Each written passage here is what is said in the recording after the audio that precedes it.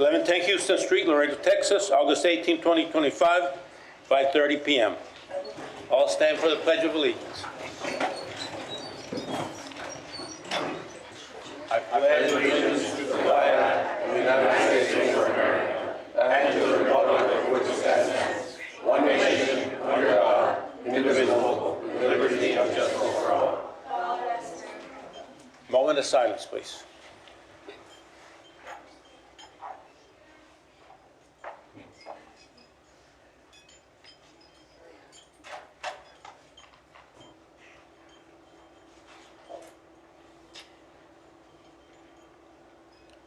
Thank you. You may be seated.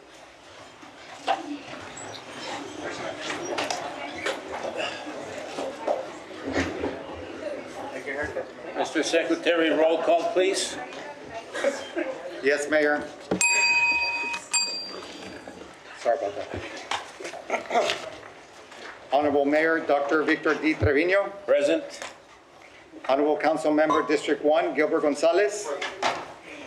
Honorable Council Member District 2, Ricardo Rangel Jr. Present. Honorable Council Member District 3, Melissa Cigarroa. Here. Honorable Council Member District 4, Ricardo Rick Garza. I'm here. Honorable Council Member District 5, Ruben Gutierrez Jr. Present. Honorable Council Member District 6, Dr. Tyler King. Here. Honorable Mayor Pro Tem and Council Member District 7, Vanessa Perez. Present. Honorable Council Member District 8, Alisa Cigarroa. Present. Mayor, you have a quorum. Thank you. Mayor, I'd like to motion for the approval of the minutes of August 4th, 2025. Second. Motion second. All in favor? Aye. Opposed? Motion passes. Mayor, motion to open up recognitions. Second. Motion second. All in favor? Aye. Opposed? We'll proceed with recognitions. City of Laredo recognizes, along with Mayor Dr. Victor Trevino, proudly recognizes Zoe Castañeda, Luis Ivan Zapata Espinosa, students of Harmony School of Innovation Laredo who were selected to participate in the National Youth Leadership Forum, NYLF, Pathways to STEMs, hosted at Rice University in Houston. This prestigious summer program organized by Envision by World Strides provides them with hands-on academic career-focused experiences in science, technology, engineering, and math. Way to represent Laredo. It's always a great thing to have youth in our community achieving great things. I congratulate you for this great achievement. Now tell us a little bit about your experience.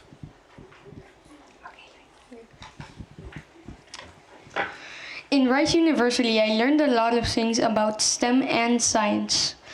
I also learned about the different parts of the heart. Very good. Very good. Yes, sir. Take a picture with me. I have a little speech. Is this, Mayor, is this where we quiz him on the heart? Miguel, go ahead with your speech, Miguel. Okay. Good evening, everyone. My name is Luis Ivan Zapata Espinosa, and I feel very honored by this great recognition that the city and the mayor of Laredo, Texas, Dr. Victor Trevino, have given me. Since my childhood, my dream has always been to become a great scientist, and I have been working hard to achieve it. That's why this recognition tells me that I'm on the right path.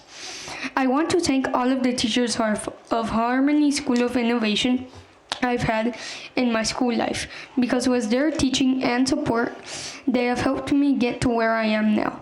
And especially to Ms. Salia Salinas, who trusted me to successfully attend the program of NYLF Pathways to STEM at Rice University. También gracias a mis padres que me han apoyado en todo para realizar mis metas. Thank you very much.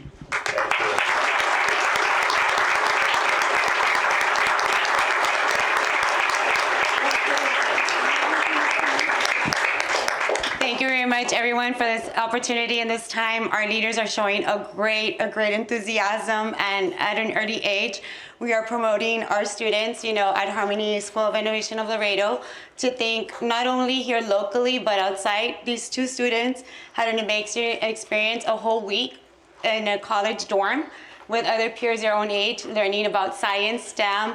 It's also a great way of showing them that there's possibilities are endless at our campus, and anywhere they go, they're representing us, the city of Laredo, and for them to be great leaders everywhere they go. So thank you very much, Dr. Trevino, for this opportunity, and everybody else. Thank you.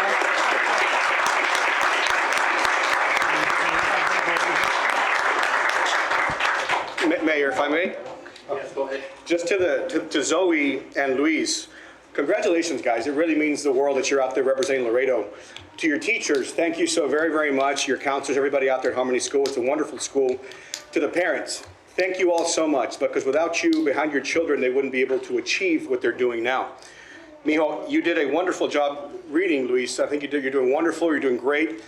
And Zoe, keep on representing Laredo, both of you. Y'all are doing a great job representing us all here, and we're very, very proud of you. Continue to do so. We appreciate it, guys, a lot. Thank you. Thank you so much.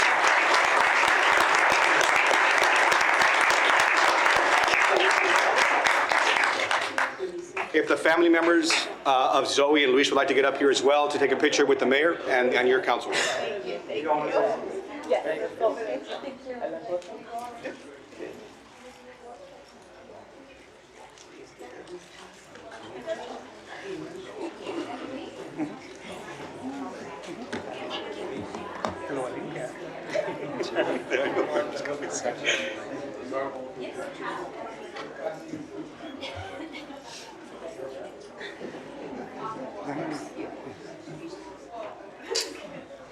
You ready?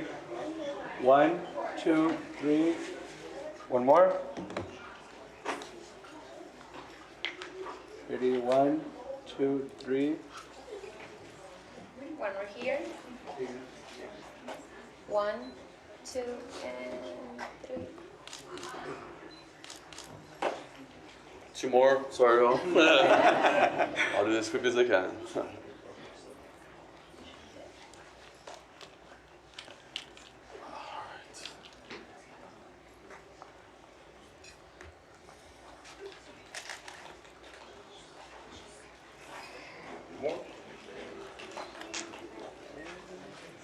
Three, two. Congratulations, guys. Thank you all.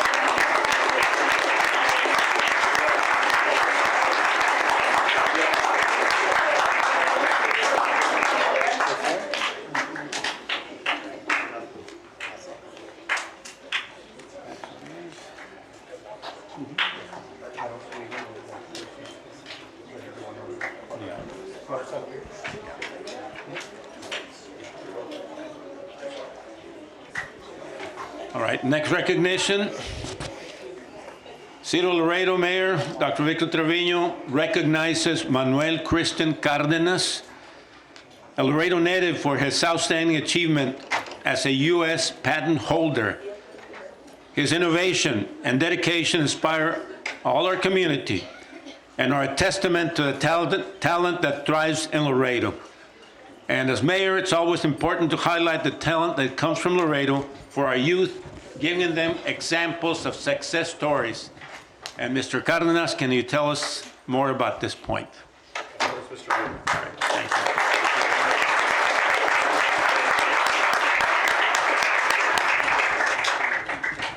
you. Good evening. Mr. Mayor, members of City Council, friends, fellow citizens of Laredo. Good evening. I want to begin with a story because that's where it all really started. One night, after hearing me talk about this idea for what had to be the 300th time, my wife looked at me and said, "Shut up already and do something about it." So here we are tonight. I guess this is what happens when you actually listen to your wife. I was born and raised in Laredo. This community is not just from where I'm from, it's who I am. From an early year at the Gauss School to graduating from San Agustin High School, continuing to the Gibbs College and to Northeastern University, everything I have accomplished traces back to the roots I planted here. Earlier this year, I was awarded a U.S. patent, something I worked hard for, but something I know I couldn't achieve without the foundation Laredo gave me. This is more than a patent. It is a symbol that ideas born here, dreams started here, can reach anywhere. Growing up, there was a slogan I remember for the 90s, Laredo Proud. I've carried that my entire life with me, in boardrooms, in studios, In every business venture, late night brainstorm, I carry Laredo with me. The pride, the resilience, the grit. It's built into who I am. And I wouldn't be here without the people who pushed me forward to make sure that I kept going. To my teachers at San Agustin High School, Ms. Resendes, Mr. Gonzalez, Ms. Mora, Sister Alma Rose, and so many others, thank you. You never stop teaching, guiding, and believing in your students. Each of you, in your own way, helped carry me to this moment. To Mayor Trevino, Mr. Victor Trevino, and everyone who made this recognition possible, thank you for believing in the progress and innovation can come from within our community. Success stories don't have to leave Laredo behind to make a difference. And to the next generation, growing up in the city, if you're dreaming big, keep going. Your ideas, your efforts, your stories, it matters. If someone like me can do it, so can you. Never stop being Laredo proud.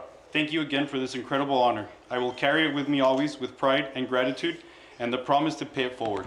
Thank you.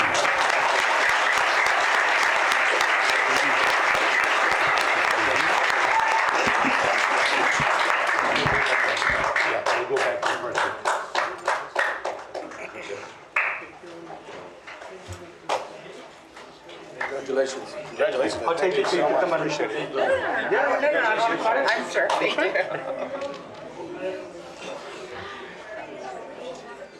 Ready? 1, 2, 3. One more. Ready? 1, 2, 3. Are you sure you don't want to? No, I really don't want to get a picture. Come on down, wifey. Come on down. Tell them again. Tell them again. For the second one. 1, 2, 3. Thank you. One more. One more. Oh, sí. Sorry. 1, 2, and 3. Perfect. Thank you. One more picture. 2. Perfect job. Great job. Thank you.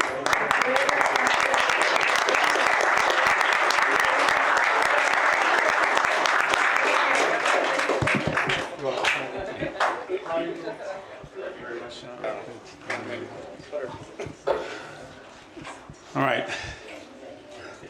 City of Laredo Mayor Dr. Victor Trevino recognizes merit REC 20 Help of Christian Schools 5th grade boys soccer team for the exceptional achievement in securing the 2024-2025 city championship title. This unwavering dedication, perseverance, and teamwork led to an all well-deserved victory. Congratulations to the players and coaches.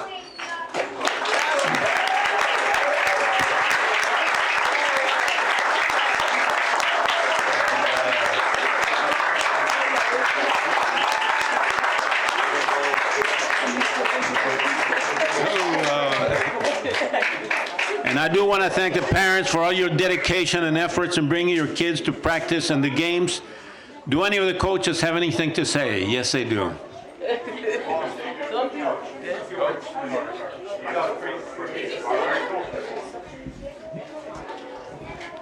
All right, well, hello everybody. I was super prepared for this, and I will, first of all, would like to thank everybody. I would like to thank the team, the school, and the parents for trusting myself and Carlos, who was unable to join us today.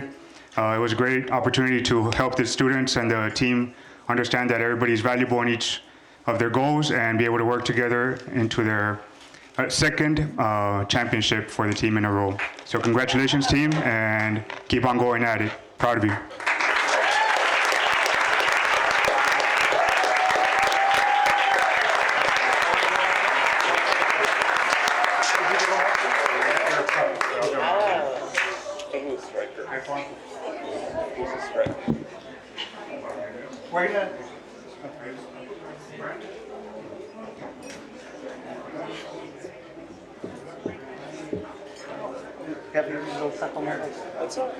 Yvette, do you want me to take it? I'll take it first, and then we'll allow you all to take it, okay? Thank you. Yeah, thank you. No, you're fine. I think you're safe. I'm like, oh gosh, dude. I can hear that one, yeah. Right, that'd be terrible, yeah. It's fine, yeah, talking about something different, absolutely.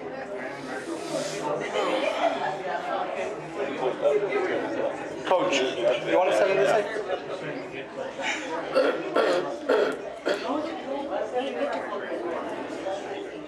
Okay, guys, look over here. No, don't cover your face. Just like that. Ready? 1, 2, 3.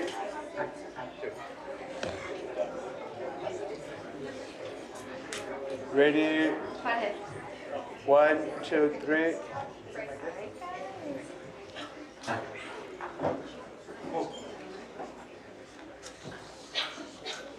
One more. One. 1, 2, and...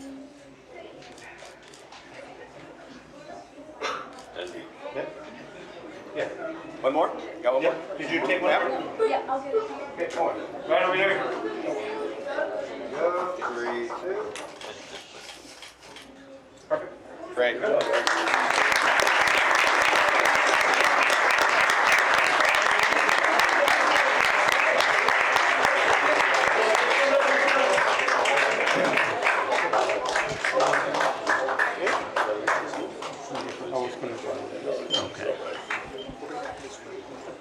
After the next one. Yeah, after the next, yeah. All right. City of Laredo Mayor Dr. Victor Trevino recognizes Castellano and Carpenter Dental Associates for the years of service and contribution to our community.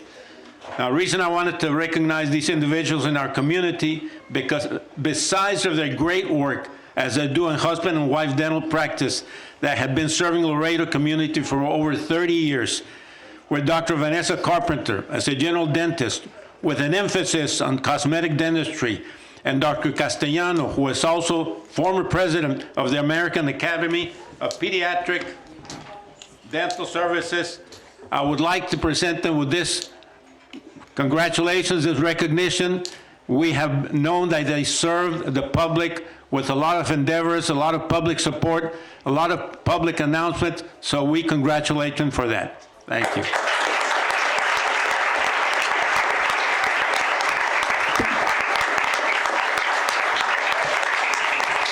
And would like to have a few words, of course. I guess I'm the nominated speaker. Mayor and councilmen and women, thank you so much for this honor. It means a lot to us. We've been blessed to be able to serve this community for 34 years. And when we started, we made an agreement that said that, you know, when we can and over the years, we want to give back to the community. So what we give back to the community is just a result of the blessings that we received. We're happy to do it, and that's what makes our city great, is just citizens that want to give back and just keep helping those that need it in our city. So thank you so much. We're honored, and we appreciate the recognition. You're good. We'll go back there for a picture. Mayor, if I may say a few words. Dr. Castellano, Dr. Carpenter, just want to tell you all, thank you all for serving our community for over 30 years, doing a wonderful job. You've cleaned my teeth hundreds of times, my family's as well. They do a wonderful job taking care of us, and I hope you can do another 34 with us. God willing.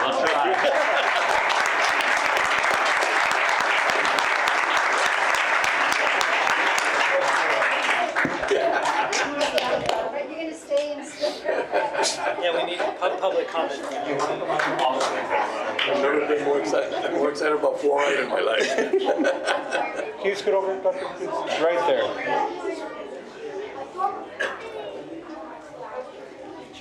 Ready? 1, 2, 3. Thank you. Yes.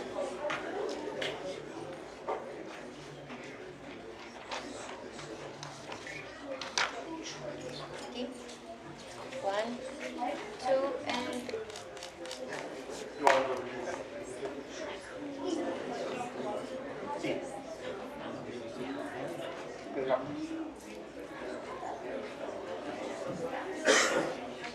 One more. 3, 2.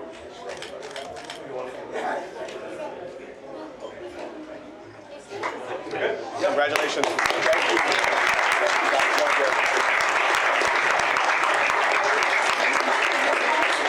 Mayor, before you come up, Mayor, I'd like to make a motion to bring up number 35, a recognition as well. Second? Aye. 35.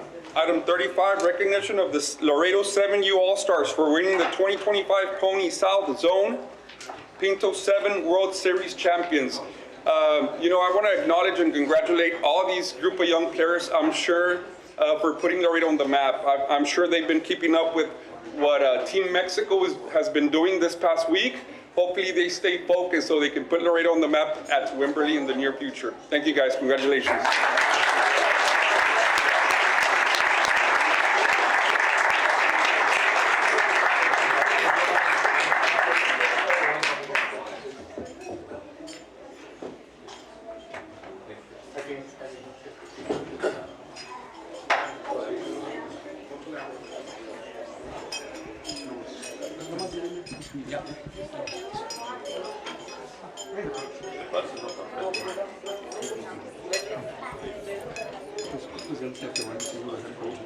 Head coach Alejandro. Coach, what did it fix the pipe over? Yeah. Would you like to say a few words about the journey and their accomplishment, brother?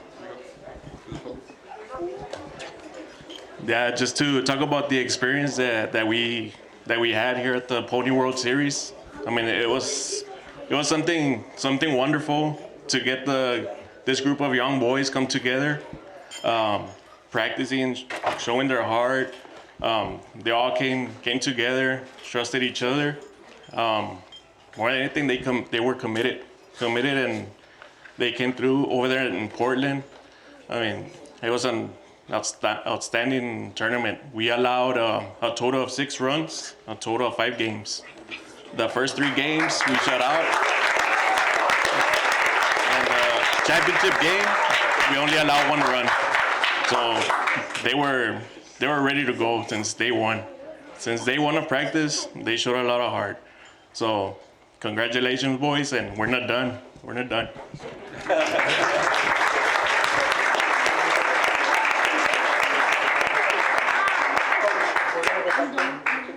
You want to walk back there? Yeah.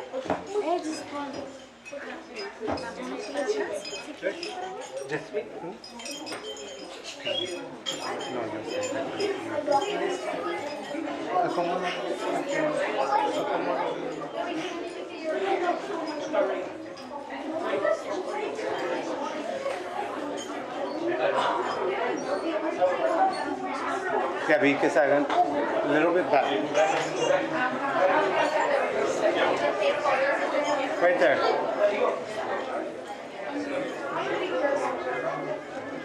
Smile, smile. Put your certificate. Make sure they're facing the right way, boys. Diego, where's your certificate? Let's go, Diego. Como quieras.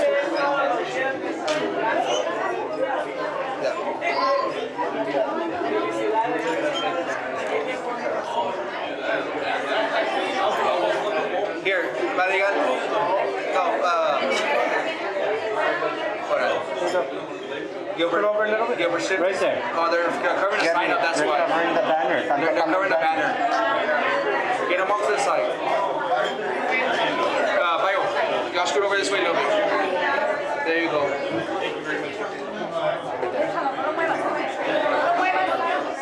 Okay, look over here. Ready, guys? Smile, boys. Right here, ready? 1, 2, 3. Yeah, give me 1 minute. How are you? We'll get an opportunity. Good? Continue. Ready? 1, 2, and... Okay, you want to go ahead? Yes. Look, boys. Thank you, go ahead.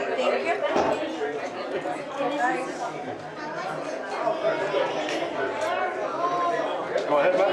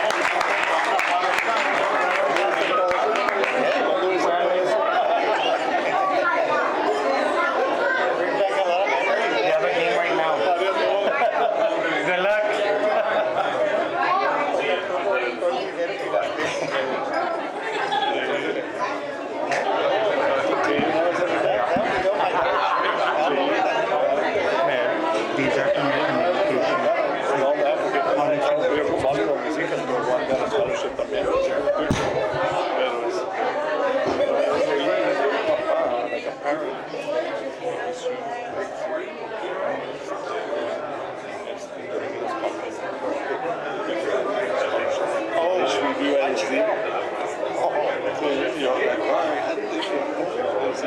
I think you want it.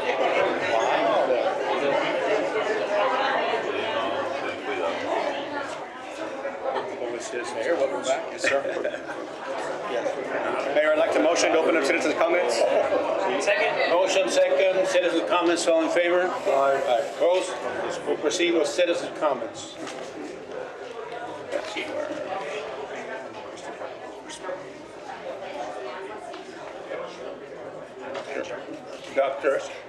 Dr. Angela and Christy Bryant.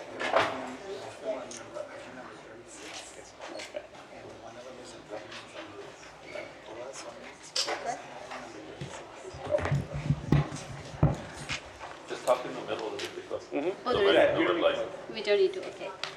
Good afternoon, Honorable Mayor, City Council members, respected community members over here. Thank you for having us here. My name is Dr. Angela Packrell and I'm a project manager for Border 2025 project Binational Community Air Monitoring Project in Los Dos Laredos. I work with Rio Grande International Study Center and with me I have my colleague. Hello everyone, my name is Christy Angel Bryan and I'm from BRISC. I am the Community Engagement Partnership Officer. So as a part of the project, we have installed hyperlocal community air monitoring sensors across Laredo and Nuevo Laredo. And we already started collecting data, PM 2.5, that's what we're collecting. And we are sharing our data through data dashboard. It's a public facing data dashboard. You can go to the RISC website and find it there. So our goal here is to provide the community with the public facing nearly real data that is easy to access. So other part of this project is we have already established a binational air council who everybody can be a member of it. It's a network of stakeholders who are interested to learn more about the air quality and how to improve our air quality, especially focusing on seniors and our future generations. So in over past few months, we have already conducted an in-person workshop, and in July, we hosted an information session on the basic of Federal Clean Air Act and laws. And to continue this momentum, we are excited to launch a webinar series. This is to aware the community, everyone here, students, everyone whoever is present. This is to inform the community, aware the community, and educate the community about our air quality. So for this session, for this webinar, it will be on 27th of August, last Wednesday, from 5:30 to 6:30 p.m. over the Zoom. Our guest speaker is Dr. Kimberly Terrell. She is a visiting scientist at Environmental Integrity Project, and she has an experience of 20 years in environmental air quality monitoring, focusing on health impact of pollution. So her presentation is entitled as Clear the Air, a crash course on PM 2.5. I believe this will be a great opportunity for community members, staff, leaders, everyone to learn, ask questions, and engage about our issues that impact our daily life. It's open to everyone and completely free. We hope you all will join, spread the words, and be a part of this conversation. We all believe that together we can build a healthier, more informed, and engaged community. So thank you for this opportunity to invite you all, and we hope to see you all on August 27 over the Zoom then. Thank you. Thank you very much. Thank you. Thank you. Thank you. All right, we'll proceed with communications, and after that, I want to bring up my items. Mayor, excuse me, I believe we have 6 or 7 more comments. They're on an item. I don't know if you want to give them the opportunity to speak now or wait till item 36 comes up, because I know we have several on item 36. We're going to bring up item 36, and then we'll bring up their comments. So it'll be communications followed by item 33, 34, and 36. And we'll bring it up as soon as possible. That's your motion, Mayor? That's my motion. I'll second that. Okay, second, all in favor? Aye. Motion passed. Pardon me. I'm so sorry. I meant to request mine, because there's a director involved. Item 38, moved up with yours. All right. Yeah. I make a motion to move that, yeah. I'll second that motion. Motion second. All in favor? Aye. Opposed? Motion passed. Sorry about that. All right. Proceed with communications. Number one, report by the Laredo Fire Department and its conclusion of its deployment in support of Texas Emergency Medical Task Force for the Kerrville flooding recovery operations. The mission ran from July 20, 2025 to August 13, 2025. I do want to thank our emergency services from the fire department that come up and be recognized. Thank you. And as community, we also sometimes don't know the amount of work and importance that goes into emergency preparedness. But it is when we have an emergency that we know how to be prepared, and we really are. I remember when we had the flood in 2010, and believe it or not, in 1954. In this situation, so it was something good that we're able to help out another Texas community that was devastated by a natural disaster. So fire departments, you can please go ahead. Good evening, Mayor, Council, Management. Silvestre Rodriguez Jr., Assistant Fire Chief for the record. Behind me, I have Deputy Chief Gonzalez, Texas Emergency Medical Task Force, District Chief Nathan Rubio, and of course our members of the department that were involved in the ambulance strike team. I'll read you a quick report. So the incident name was the 2025 severe weather flooding activation. It was a 24-day operation from July 20th to August 13th. And we had two different crew members. We had Juan Ricardo Hurd and Victor Robledo, who were deployed to Kerrville. They staged in Kerrville and rehabbed at the Schreiner University. They were assigned to an ambulance strike team where they would transfer between Peterson Regional and area facilities. They continued with inter-facility transfers as well. They assisted Hunt Volunteer Fire Department with peer support, EMS duties, and other volunteers and first responders. They were staged at Guadalupe River to assist the task force team during the recovery operations. They staged at Camp Mystic to assist the dive teams there with their recovery operations as well. Second crew swapped on August 2nd, 25. That was composed of with Mr. Miguel de Luna and Mr. Jesse Liendo. They also were staged at Kerrville. They were assigned as well to an ambulance strike team.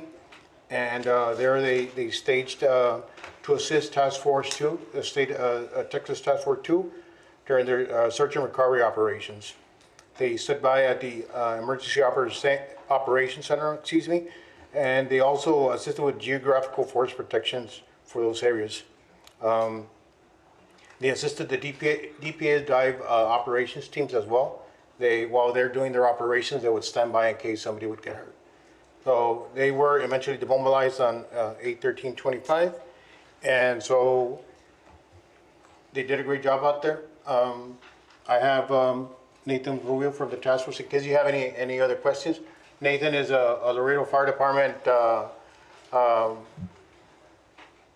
product. He moved on to bigger and better things, and now is helping us out at EMTS Task Force. If you have any other questions, or you have any other questions for us? Yes, go ahead. I just want to express our deep appreciation for the officers who went out there and participated in that. I know those early days, there was an effort to find survivors, and the devastation as we saw it was unimaginable. And to think that you are looking for people seeing all that devastation, it takes a very special kind of person and a very special kind of courage to do that. And you represent the city when you do that. So we are so proud and grateful to you and your work. Thank you. All right. And on our behalf, the Mayor and City Council hereby recognizes you in recognition for the dedication and unwavering support in assisting victims during the floods in Kerrville, Texas. And we'll provide you with a recognition to stand by.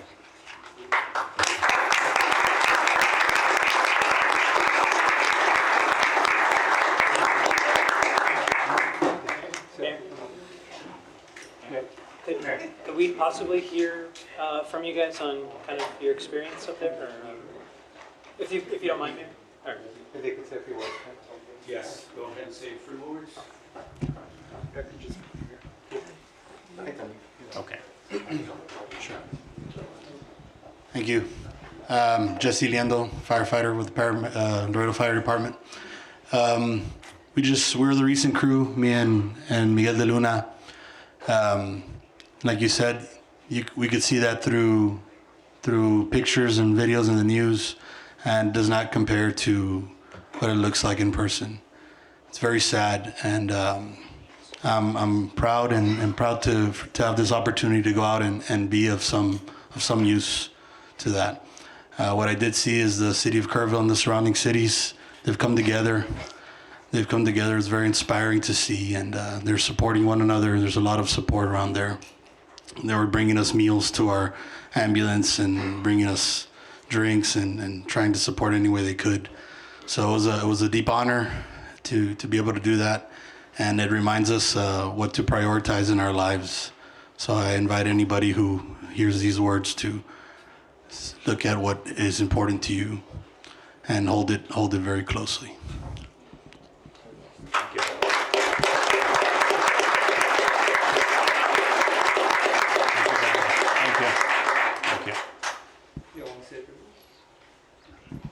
Yes. Go ahead. Don't be shy. It's more or less just to reiterate what he said about not being able to understand the devastation that was involved in this. Hear it on the news. You don't realize how quickly that water can damage. But it was great to see the, I guess, that Texas bond that they have, or that we have, come together. Everybody that we spoke to there either had a story about Laredo whenever they asked where we were from. Either it was they had a relative here, they had, have come to a ranch to come hunting. So it was good to see that type of camaraderie, and it was, like he said, an honor to be able to represent the city and the department in that fashion. Thank you.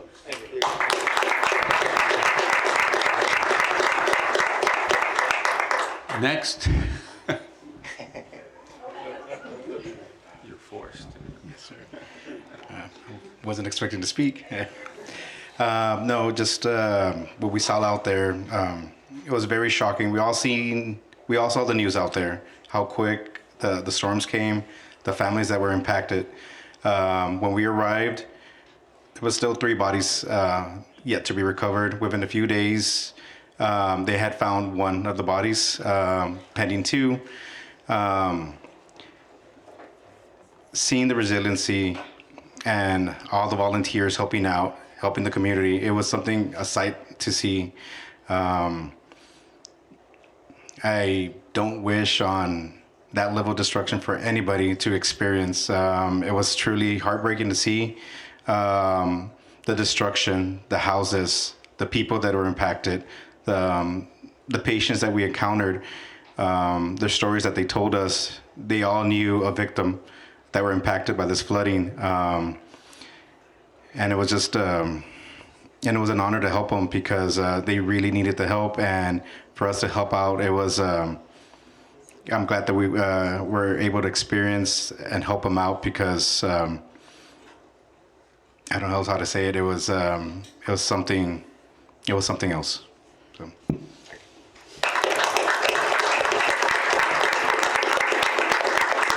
Thanks. Thank you. There we go. Good evening.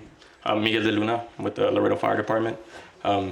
Basically, exactly what they all just said. It was an honor to be out there and do our part and help out as much as we could. As well as, how Jesse had said that seeing the people of Kerrville and all the surrounding areas, and basically everybody from Texas was there, helping out from different areas. That was good to see. It was great to be a part of that. Everybody just working together, and even the people of Kerrville that experienced the devastation, they were all still held their heads up high and helping out, doing their part. Everyone's neighbors, helping with cleanup and like Jesse had mentioned, they were all willing to provide refreshments and food, and some even provided their homes as accommodations for restrooms and whatnot. So that was good to see from them. Yeah, basically it was just an honor.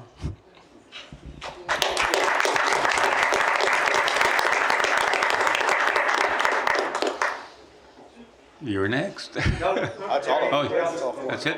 All right. Well, we appreciate everything you did for us and to portray what Laredo's all about. That's the type of people we are here in Laredo. And this shows it by you going over there and helping people out in a time of need. Hopefully we won't have a situation like that, but we wish people like that from other places would come here and help also. But thank you very much for your service.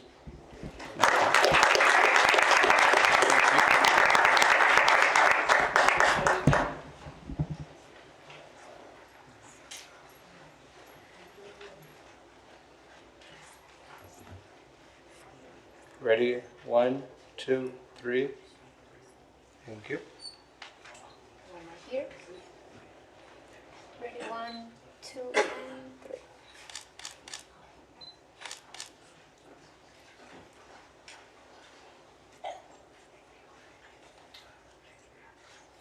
Last one over here. 3, 2.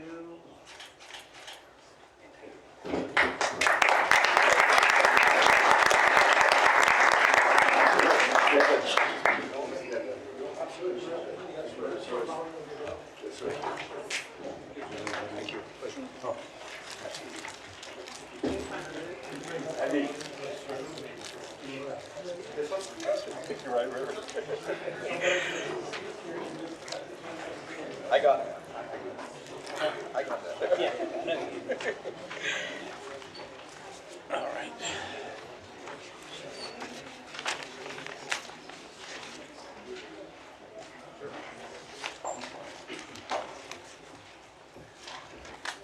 Communications, number 2.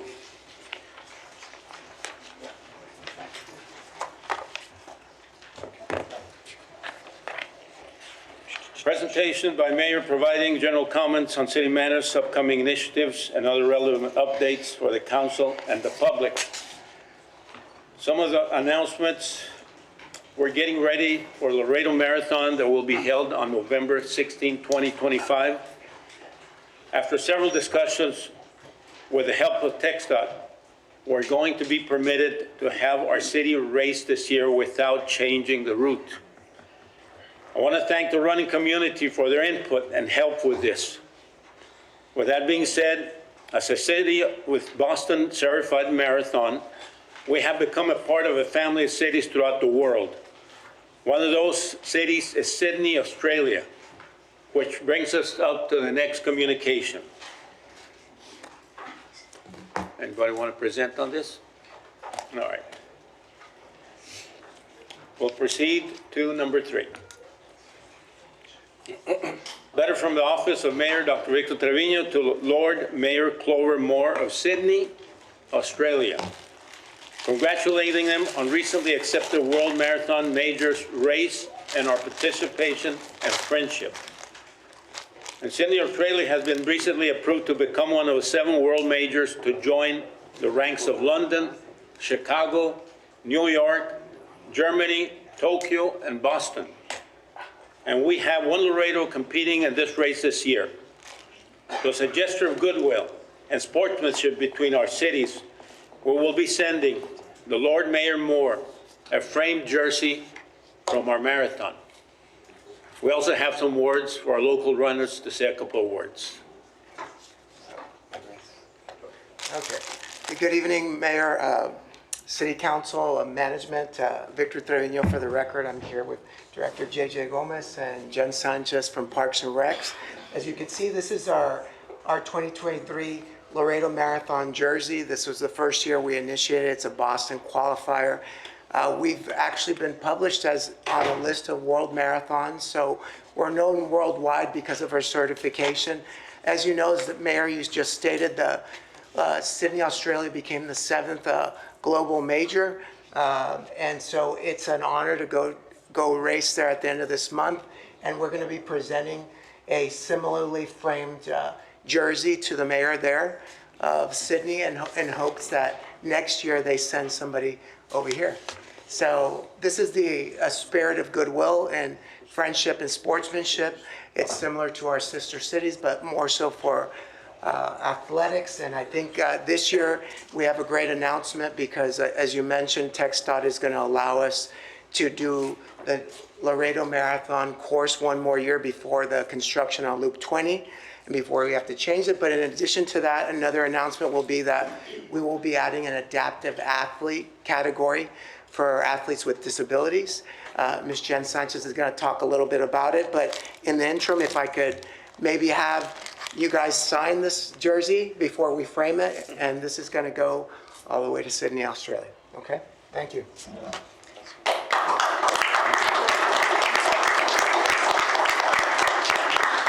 Good evening, everyone. I'm Jenny Sanchez. I'm your Special Needs Manager for Parks and Rec, and we're very excited that we have many things happening this year. We've done a lot already, but what we've committed to is every 5K, 10K, half marathon, marathon that we, host in the city of Laredo, with Parks and Rec, we're going to make sure we have an Athletes with Disabilities division. And what that means is that it includes a mobility impaired division, which includes persons with cognitive disabilities. We also will have our visually impaired division, and all of these include a guide. They can provide their own, or we'll provide one for them. And we also have our wheelers, which are multiple wheelchair divisions, including with the Laredo Marathon. We are going to include the recumbent bike division, which should be a Boston qualifier as well. So we're excited that we are not just including persons with disabilities in our marathon. They're competitive athletes in this marathon. So we're excited to keep on moving our division forward. Thank you.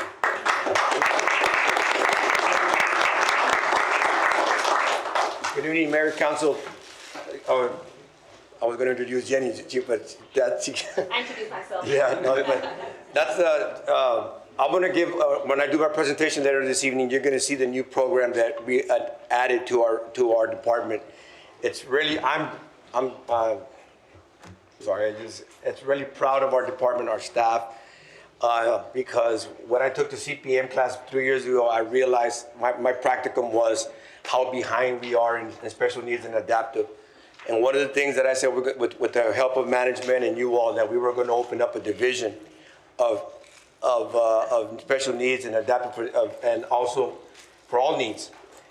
And we could have hired the right person because she hit the ground running. She comes with a lot of experience from the school districts as well, work with special needs kids. So you're going to see later on this evening of all the program that we have added in the last 5-6 months. But she's a firecracker. She gets, from the time she gets here in the morning to the time she leaves, she gets out and always wants to grow our program. So I'm really proud and honored to have her, not just all, and I'm going to take the opportunity to take everyone from our park staff because it has been a challenge, but it's very well rewarding when you go to the rec centers and see these people having fun. So you'll see later on this evening when I show you a little video. All right. Thank you guys, appreciate it. Thank you.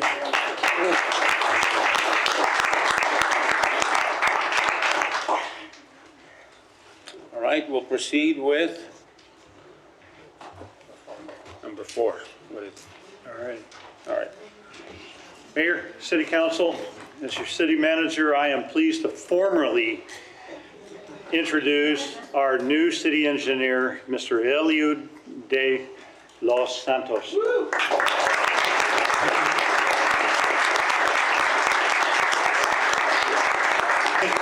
Mr. De Los Santos brings a wealth of experience from both the public and private sectors with a strong background in infrastructure planning, project execution, and interagency coordination.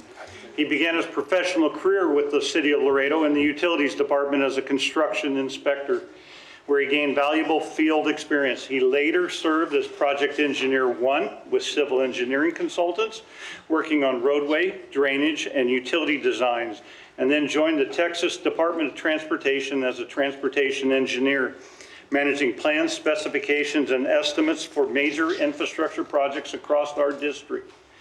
Mr. De Los Santos returned to the City of Laredo as a Civil Engineer 2, where he managed public works projects that included street improvements, trails, drainage systems, and public facilities. Most recently, he served as interim utilities director, where he guided the department's operations and strategic initiatives. He is a graduate of Texas A&M University, Kingsville, with a Bachelor of Science in Civil Engineering and is a licensed professional engineer. We are excited to have him in this key leadership role as city engineer.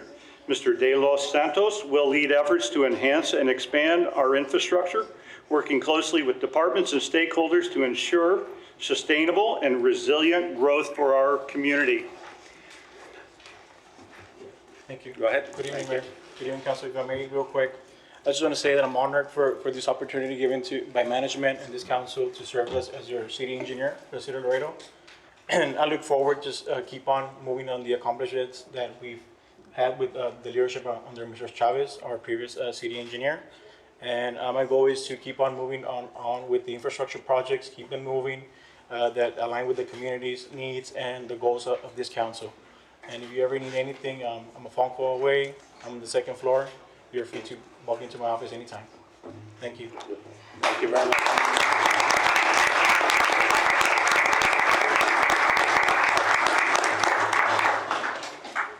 All right. Okay, we're going to start with 36 first. Motion to bring up number 36, Mayor, you asked? 36. 36. All in favor? Second, all in favor? Aye.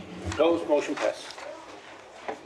Number 36, discussion with possible action to direct the City of Laredo Utilities Department to investigate the addition of fluoride into the city's public drinking water in order to provide a low-cost treatment that is scientifically proven to improve dental hygiene in children and adults and any other matters incident thereto.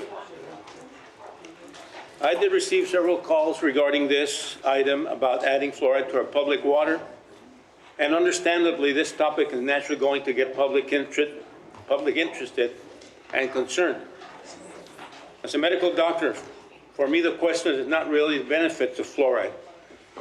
We have discussed and reviewed adding fluoride to the water since I was a medical doctor at the health department over 30 years ago, when I was at the health department, then health authority.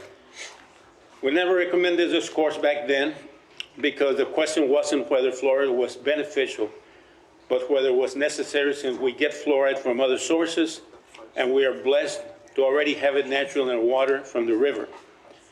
And we don't have an issue with rampart tooth decay in our community.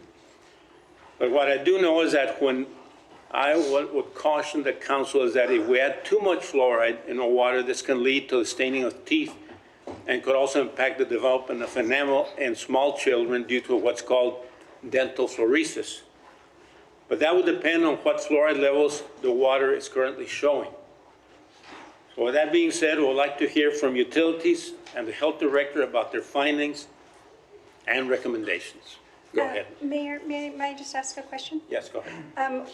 Would we want to have the citizen comments to come up first, and that way maybe we can tailor some of the information provided to those questions? Could be best. Okay. Is that a motion? Citizen comments, Mayor. Motion second, all in favor? All right. We have comments on it. We have several citizen comments on the item. Sure. Thank you. Kobe Bryant.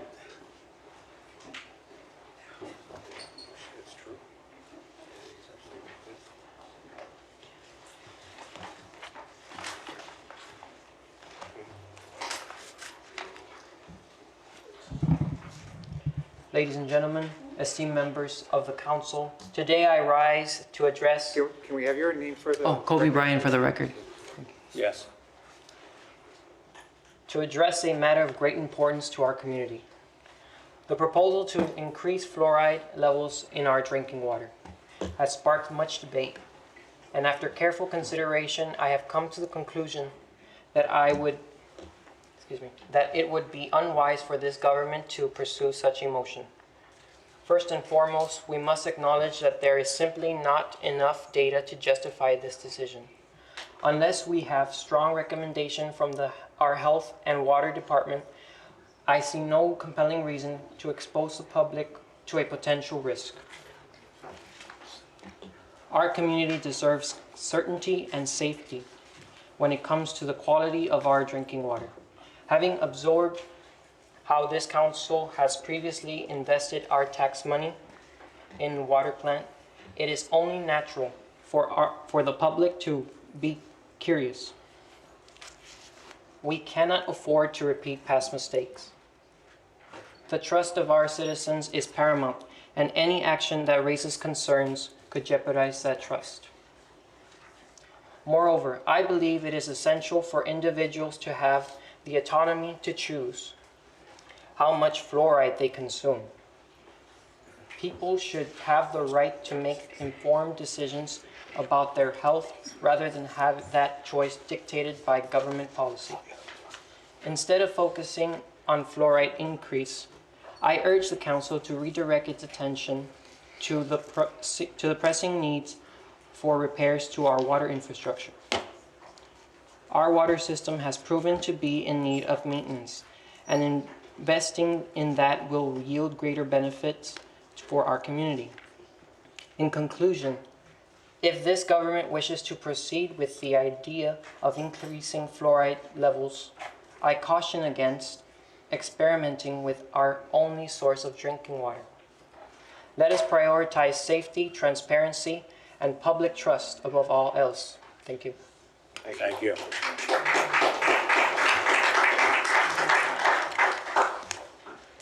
Edith Espinosa.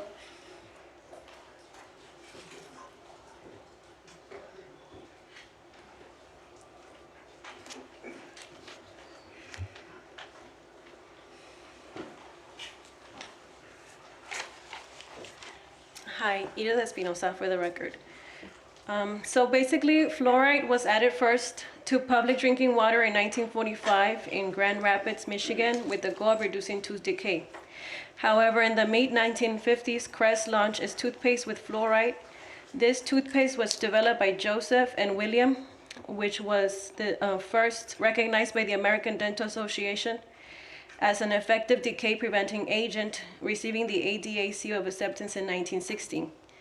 Therefore, since Laredo already has 0.5 to 0.6 parts per million in naturally occurring fluoride minerals, according to the Environmental Working Group TAP water database, and the optimal levels of fluoride are set at a maximum of 0.7 points per million per the CDC, we already have enough fluoride in our water, and to add more would be counterproductive and an infringement on Laredo individual rights.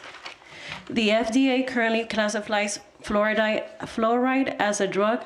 Therefore, adding fluoride to public water supplies forces medication on everyone without individual medical consent, which is the standard practice for medication. And I am against mass medication. Trump opposes fluoride. Robert Kennedy opposes fluoride. Europe opposes fluoride. The state of Utah opposes fluoride. The state of Florida currently opposes fluoride. I oppose massively medicating the public with an antiquated system that is on the verge of getting eradicated by the American government. Implementing a fluoridation system in Laredo, Texas will further burden the taxpayers with an unnecessary expense. I personally recommend using a toothbrush and toothpaste to prevent tooth decay in Laredo, Texas. It costs around $3 to purchase, and it is accessible to everybody. This would bring back personal power and responsibility on the citizens of Laredo, Texas. If Ms. Melissa Cigarroa wants to establish fluoride in our water system, she should first hold a public voting elections, since it affects 300,000 people. And I don't think that the health of 300,000 Laredo citizens should be decided by only 8 people. Laredo has ranked 3rd unhealthiest city in the United States according to Wallet Hub. On April 5, 2024, it published that we do have a lot of shortcomings in this city, but dental decay was not one of them. The major concern in the city was the lack of mental health counselors. We have 22 counselors per 100,000 residents.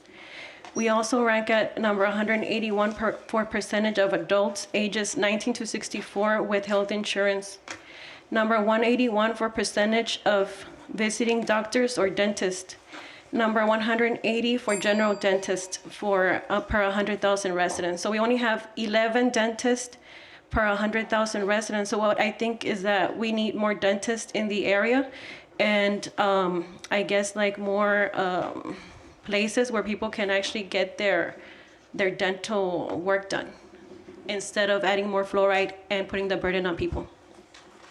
Is my time over? Yes. Thank you. Thank you very much. Kelly Barrera.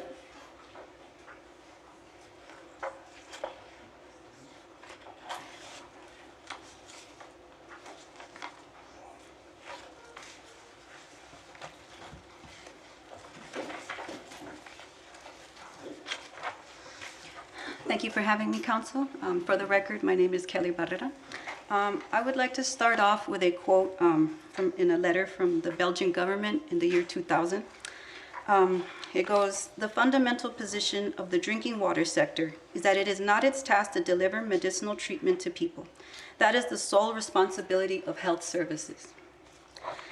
I oppose, for many reasons, health effects aside, for the fact that it is unethical to deliver medicine through the city water supply, because it removes the individual's right to informed consent to medicinal treatment. This is the reason why most of Europe does not fluoridate its water, because it is a ethical violation.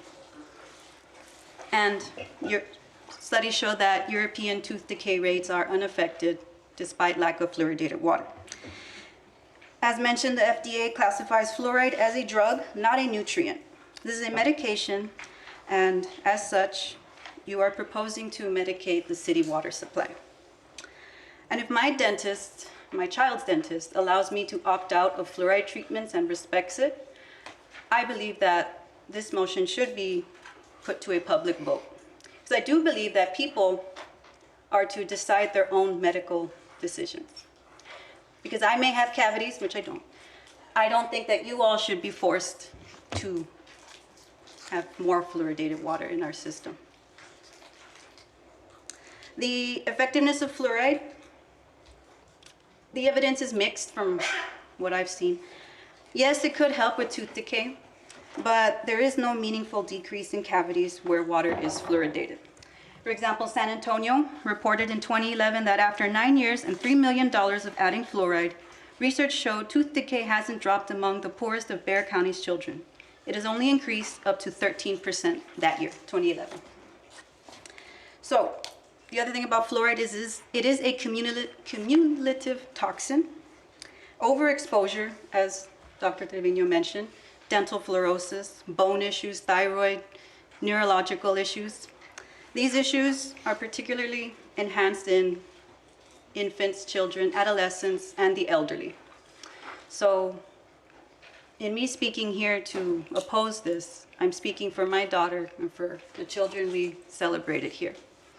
And for our elderly, of course, and for everyone. The ADA admits that topical fluoride works best, if not just, as a toothpaste. More cities are reversing the decision to fluoridate, especially like Abilene, Texas in 2024, out of an abundance of caution, right? As mentioned, this is, the 1950s. It's an antiquated system, and new research has come out. So solutions would be, just real quick, continue this discussion, put it to a vote, educate on fluoride-free options, and hopefully make a difference that way. Thank you, Council. Thank you. Jose Salazar.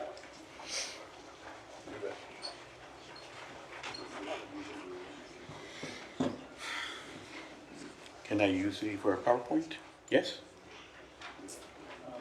Oh, okay, sorry. The computer's back on the other side. Right here. Okay.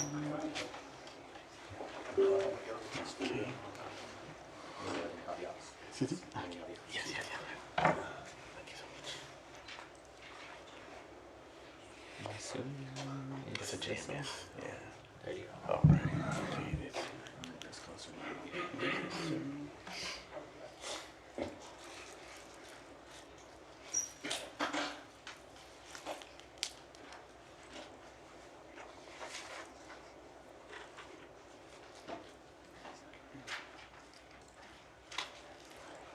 Okay, my name is Jose Salazar. For the record, I'm a Webb County Republican chair. I'm not here for anything for political, but I am here for the children. I care about the health of my community, but mostly I care for the well-being of children.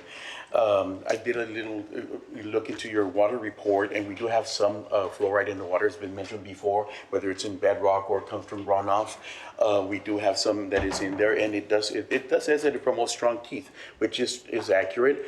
But I also looked up EPA, and I looked up some questions and answers on fluoride. What is the standard? Well, there is a standard to prevent skeletal fluorosis. There's a standard to preventing a tooth discoloration or pitting, especially in children prior to the eruption of their teeth. What were the findings of the new risk and exposure assessment? Well, it dealt with skeletal and dental fluorosis, which is a condition that affects the joints. Data indicate that fluoride exposure levels among the population have increased the last 40 to 50 years, resulting in an increase in some effects on teeth. And why has exposure to fluoride increased? Well, other than it being in the soil and bedrock, as we have some of it here in our water, currently exposure to fluoride comes from more sources, including fluoridated dental products such as toothpaste, mouthwash, as well as a voluntary addition of fluoride to drinking water. Are children or adults exposed to too much fluoride? Well, based on data evaluated, the EPA concluded that it is likely that some children 8 and younger are exposed to too much fluoride, at least occasionally while their teeth are forming. Who is at risk from excessive fluoride? It's mostly children. And let me see. And I know people will tell me, well, we're going to monitor the levels of fluoride that get put into the water. So then I thought, well, okay, let me look at the work that has been done so far. And I just looked up how many water boil notices in Laredo. And I Googled it, and it said in the last 5 years, Laredo, Texas has experienced 8 water boil notices. These notices have been issued due to various issues, including breaks in water mains, potential contamination. One notable incident occurred in 2019 affecting South Laredo and eventually expanding citywide, lasting 11 days. In 2021, another citywide boil notice impacted residents for over a week. More recently, in 2022, a boil notice affected parts of Central, South, and East Laredo for almost 2 weeks. And then, of course, we remember about a year ago, City of Laredo declares local state of disaster due to citywide boil notice. The City of Laredo has declared a local state of disaster in response to a citywide boil water notice issued on October 10, 2024. And then finally, the City of Laredo lists the boil water notice nation citywide. The City of Laredo, Dr. Trevino, has officially lifted the water boil notice. So do I have confidence that this can be done and done safely, and that children can be kept from suffering any physical or health ailments? I don't have the confidence. I think that our money would be spent better fixing the problems that we currently have. Thank you very much. Thank you. All right.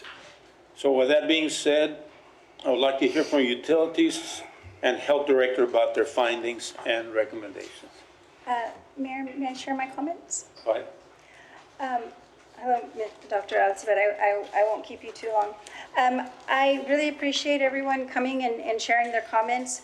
You know, one of the speakers, Ms. Espinosa, mentioned that the addition of fluoride started in, I think she said 1935, here in the United States, in the north. But here in 1946, the city of Marshall became the first city in Texas and one of the first 3 cities in the United States to implement community water fluoridation. For over 70 years, the addition of fluoride to drinking water has benefited over 66% of the U.S. population. And right now, it is recommended at that level that was being discussed, 0.7 parts per million, because of the benefits to children and adults to prevent tooth decay. So prior to the 1940s and 30s and 40s, there was a lot of tooth decay in our country, and many adults reached adulthood without their teeth because of the decay. But then there were populations in our country that didn't have that problem. And when they studied why, they found that naturally occurring fluoride in the water was carries tooth decay prevention to that particular population who drank the water where the naturally occurring fluoride was. And that's how it developed. Over the years, scientists have come and identified what the most beneficial amount of fluoride is, 0.7 parts per million. And as our speaker showed, Laredo naturally has 0.5 to 0.6 parts per million, if that is still a true data point at this stage, which I will be quite honest, I couldn't find that information in my research for this topic. My interest in bringing this forward was the understanding that Laredo currently doesn't provide fluoride in its water, and yet it has been shown beneficial by and supported by our own Texas Health and Human Services Organization, the American Dental Association, the Association of State and Territorial Dental Directors, but the recommendation is for 0.7 parts per million. So not only is there an interest to see that we reach that level for the benefit of our kids, and these are kids who don't always have access to the dentist. I mean, we just also heard that there's a shortage of dentists in our community, and they don't always receive dental care until it's an issue that's of grave concern. In addition to that,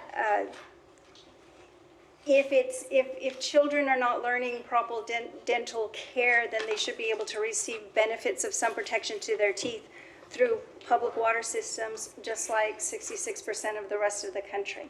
And that was my interest in bringing it forward. Because we do have a limit to where you'll see some not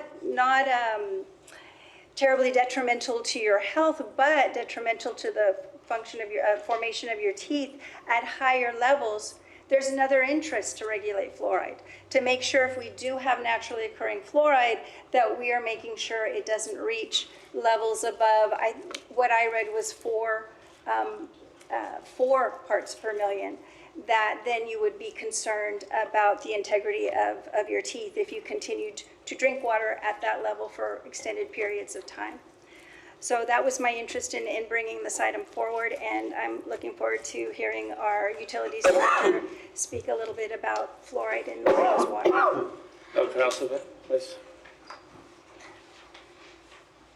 Good evening, Mayor and Council. Evening. So I just want to say a few disclaimers. This is one of the most controversial issues I've seen in my life when it's about adding fluoride, removing fluoride. The cities that have fluoride have been, can we remove it, and vice versa. So I just want to say that, number one. Number two, I'm not a physician. We have an abundance of fantastic doctors in this room. So if there is anything about health, I'm not the right person, but I will talk about the evidence, the data, and then it's up to the council to decide how they want to proceed. So I want to start, maybe a lot of this already you heard from everyone you heard today. So fluoride is a natural element in the environment. It's in the rocks and other places. The way we live in the river here, the Rio Grande, we're at the downstream, so a lot of that mineral or element is dissolved in the water there. Of course, cancer, as she mentioned, it reduced tooth decay. Some of the evidence there by prestigious medical agencies like CDC and WHO, the World Health Organization. Some counts that if you exceed certain limits, you are exposed to certain different illnesses and skeletal fluorosis. I think the biggest issue today is the public policy piece, is the ethical concern. Is it a mass medication without individual choice? It's like the vaccine thing. So again, I'm just trying to show the issues. Some cities in the US have added fluoride. Some of them stopped adding that. It could be cost, it could be just community. So there's different reasons for that. Houston, Buda, and College Station have removed fluoride. But I want to get more into the science here and talk about what are we talking about today. It's just to make sure we are all measuring things or apples to apples. So if it is above 7.7 milligram, it is considered a little bit of higher risk of mild fluorosis, but it's still safe until you hit the 2, and then it really becomes more complicated. Below 7, some loss of cavity prevention, and that's also the same thing as, you go up, it's high risk, mild risk, you go lower, then there is some loss of cavity. 7 is the right number there as recommended by CDC and EDA. But again, I just want to emphasize one important thing. This is not an enforceable standard. This is not chlorine or E. coli or whatever. It's a best objective standard based on best research in the medical system. So let's talk about what do we have in Laredo now. The red line that you see there is the top, is the 4 milligram or ppm that we're talking about.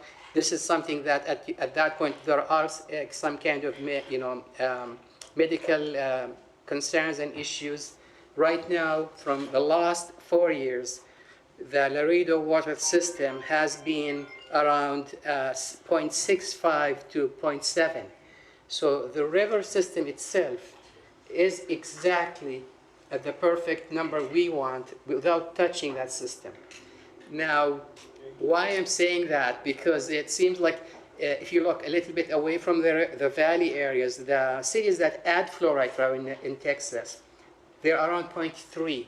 So in order for them to get to the 0.7, they're adding that complementary piece of fluoride. So if you go to Austin, it's 0.3. Other cities that they're 0.25. So they want to get to a 7 or 0.7, and we are already there.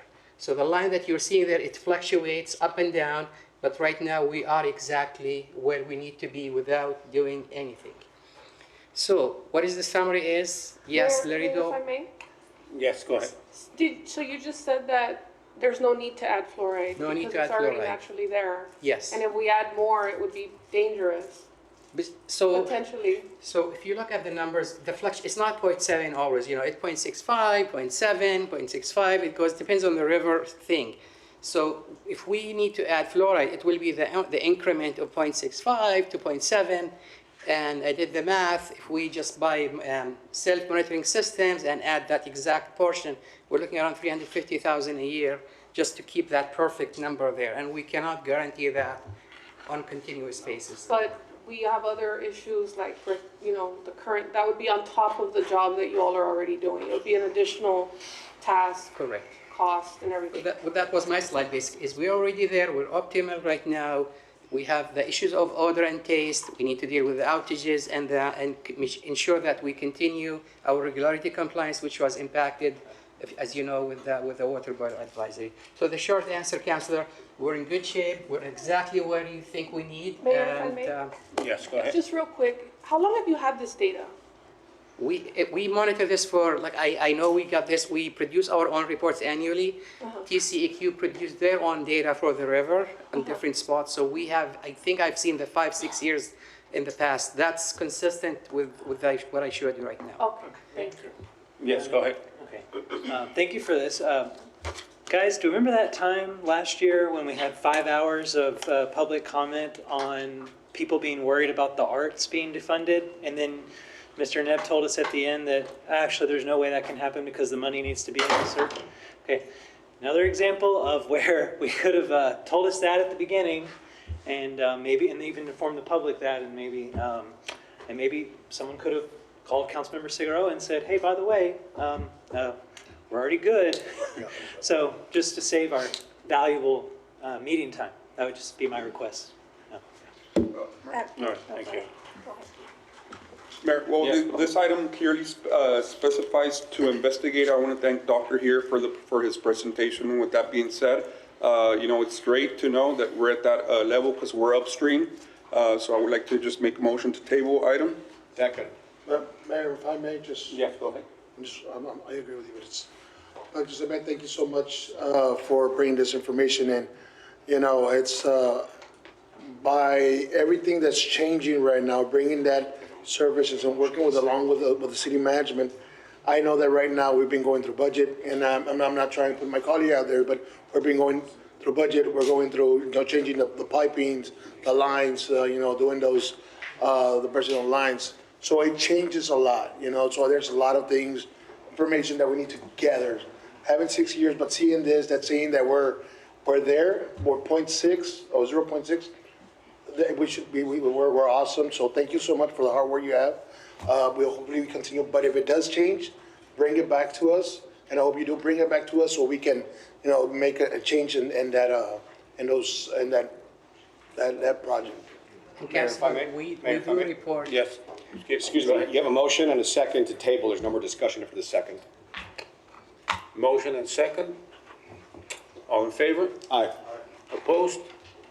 Motion passed. Thank you very much. Thank you, Dr. You're welcome. You're Appreciate it. Thank you. You're right, Mayor. Next item, 33, if I'm not mistaken. 33.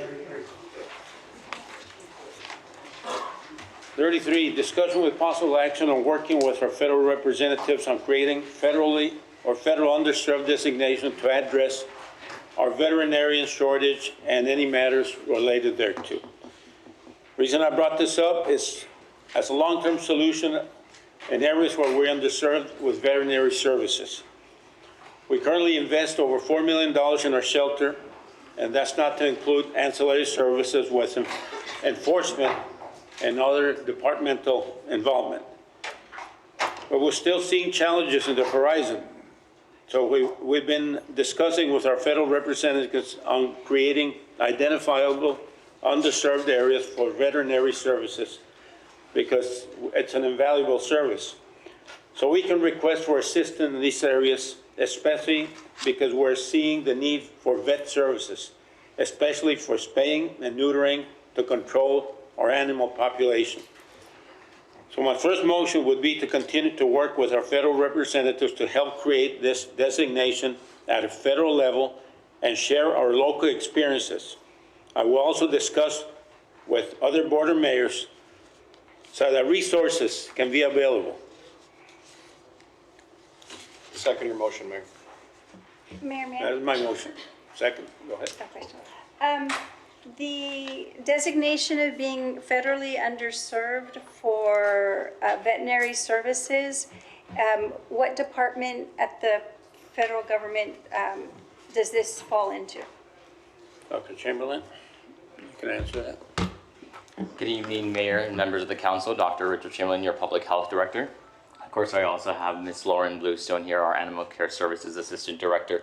And we did put together a quick presentation regarding the veterinary shortages in Laredo, just to give you a little bit more insight on that question that you had, Councilmember Sierra.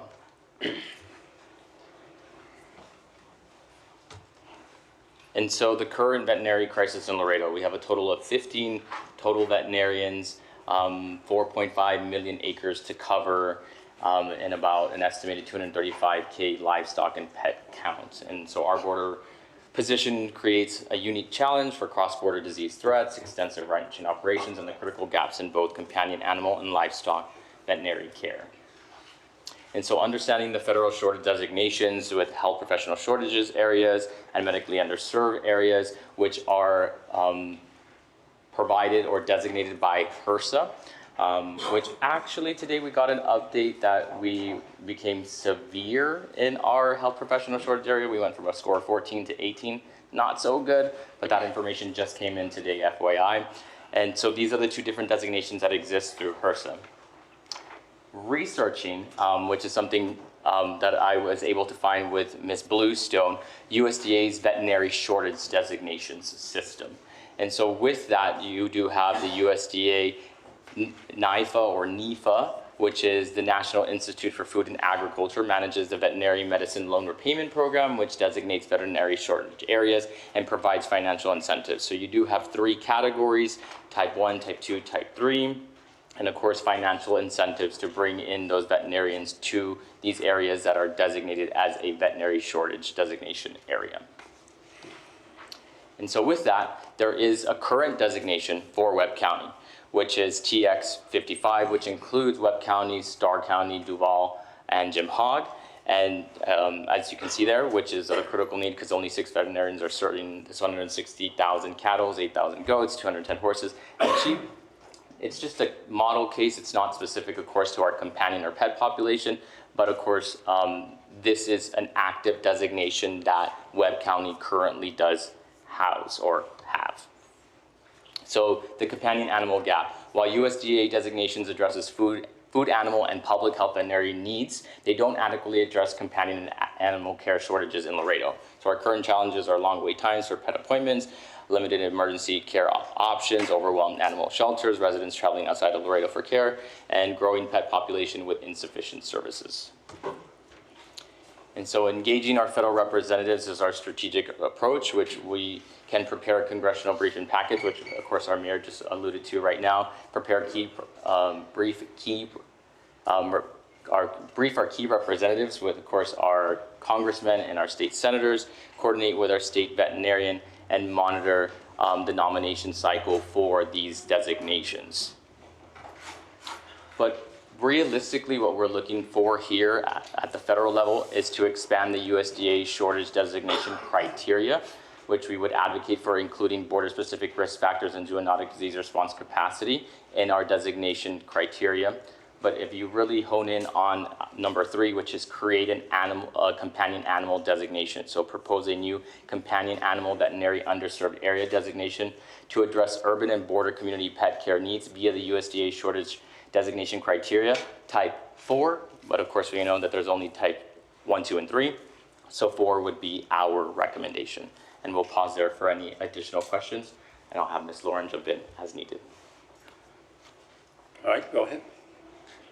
No, just any Just if questions? you have questions, No, questions. I'm here.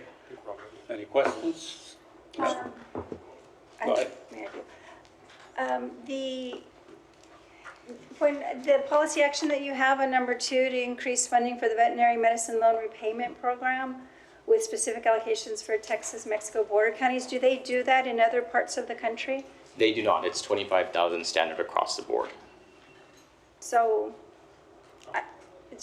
there is a repayment program for vets. Correct. And you're saying to create one that focuses on our area? On our area, and that'll also increase that level of award of the 25,000 for repayment on an annual basis to go up to 40, 50. I think, when we're talking about the shortage of veterinarians, there are 38 veterinary schools in the entire world. And those costs to create a veterinary school program are quite high.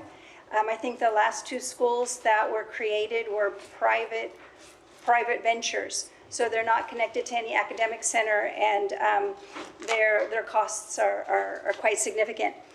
But it just shows the difficulty in creating these programs and trying to get more veterinarians into the system.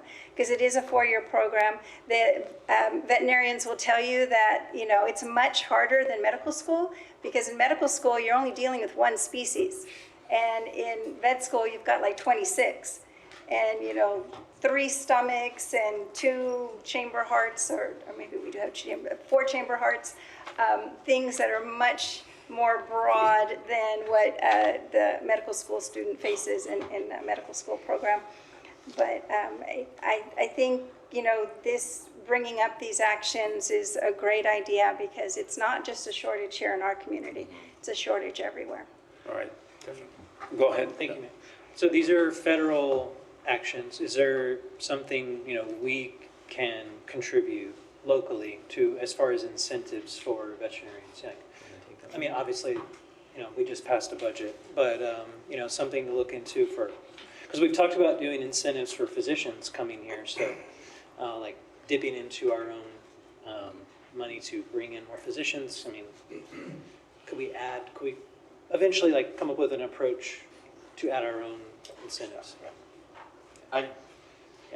I would say I think we first need to look at making the veterinary position a full-time position versus a contracted position, and then offering incentives for, with the caveat that there's a 2-year, 3-year limit to, like, you have to work 2 to 3 years in order to get XYZ incentive, versus just the contract that we have right now. I think that would be step one.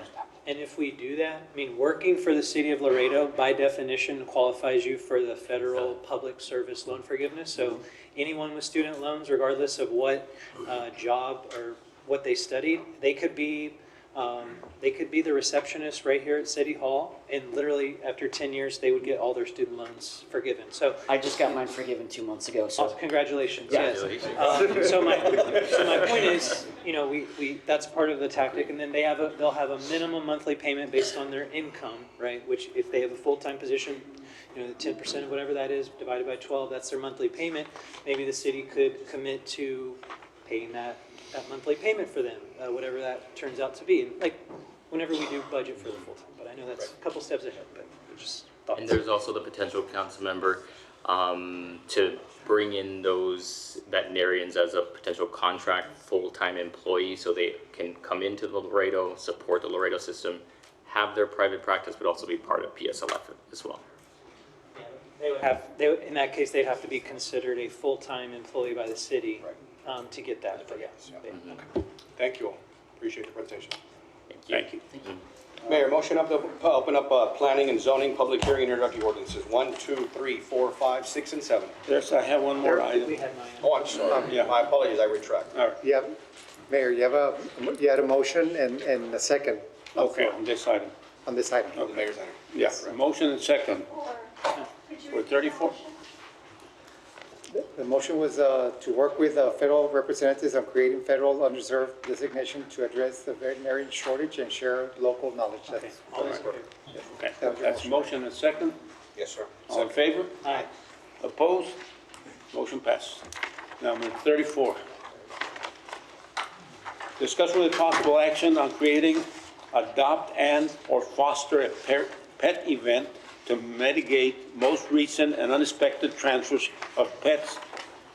City Council to the City of Laredo and any matters related thereto. Now, the reason we brought this up, I placed this item 34 on the agenda, was to address some of the many challenges that we have with the animals without a home in our community. We recently had an unplanned event where the city had to take in some animals, a total of 29, and put some stress on the city's resources. But I do want to thank the Animal Control Shelter, the Animal Shelter, and their hard work. On Saturday, there were up to 14 adoptions, and from the latest number and being told that there were up to 21 adoptions. While this is good news, we have more work to do, because the last thing we want to do is put any of the remaining animals down due to lack of space or resources. So my motion would be to continue adoption or foster campaigns that are ongoing, but to instruct management to create a clear public messaging and enforcement in our existing ordinances when it comes to educating the public on responsible pet ownership. Second for discussion, Mayor. Motion, second for discussion. Mayor, I'm completely for this. I just asked for our PIO to come up with some type of a campaign, and I'd ask my colleagues to please share it on your personal pages, on your council member pages, directors, staff, anybody that's involved with the city of Laredo to get this going, because these animals need to be adopted. We simply just can't have them there over and over again, long periods of time. We all know what happens to those pets after they're there for a while. So if you can, once our PIO gets that information out, and we can put those programs out, that program out, please share it as much as you can. Our staff, our directors, our management team, and of course my colleagues as well, the mayor as well. And I'm sure we all will, because this all hits home. It really, really does. Thank you. All right, thank you. Yes, go ahead. I would just like to commend Ms. Bluestone and her staff, because they did run this past Saturday a Clear the Shelter event. And it was promoted, I know I promoted it on my page. It was promoted to do just that. It's an annual campaign. It is about finding homes for all of the dogs and cats in the shelter. It is part of an ongoing list that I think Ms. Bluestone has crafted from a program that really didn't seem to be interested in creating that public engagement to now a full-blown effort to look for every angle to find families that want companion animals and get a match. I know earlier in the spring, there was a great runway event hosted by some of the beauty pageant winners, and they had a beauty pageant show for the dogs that were there at the shelter.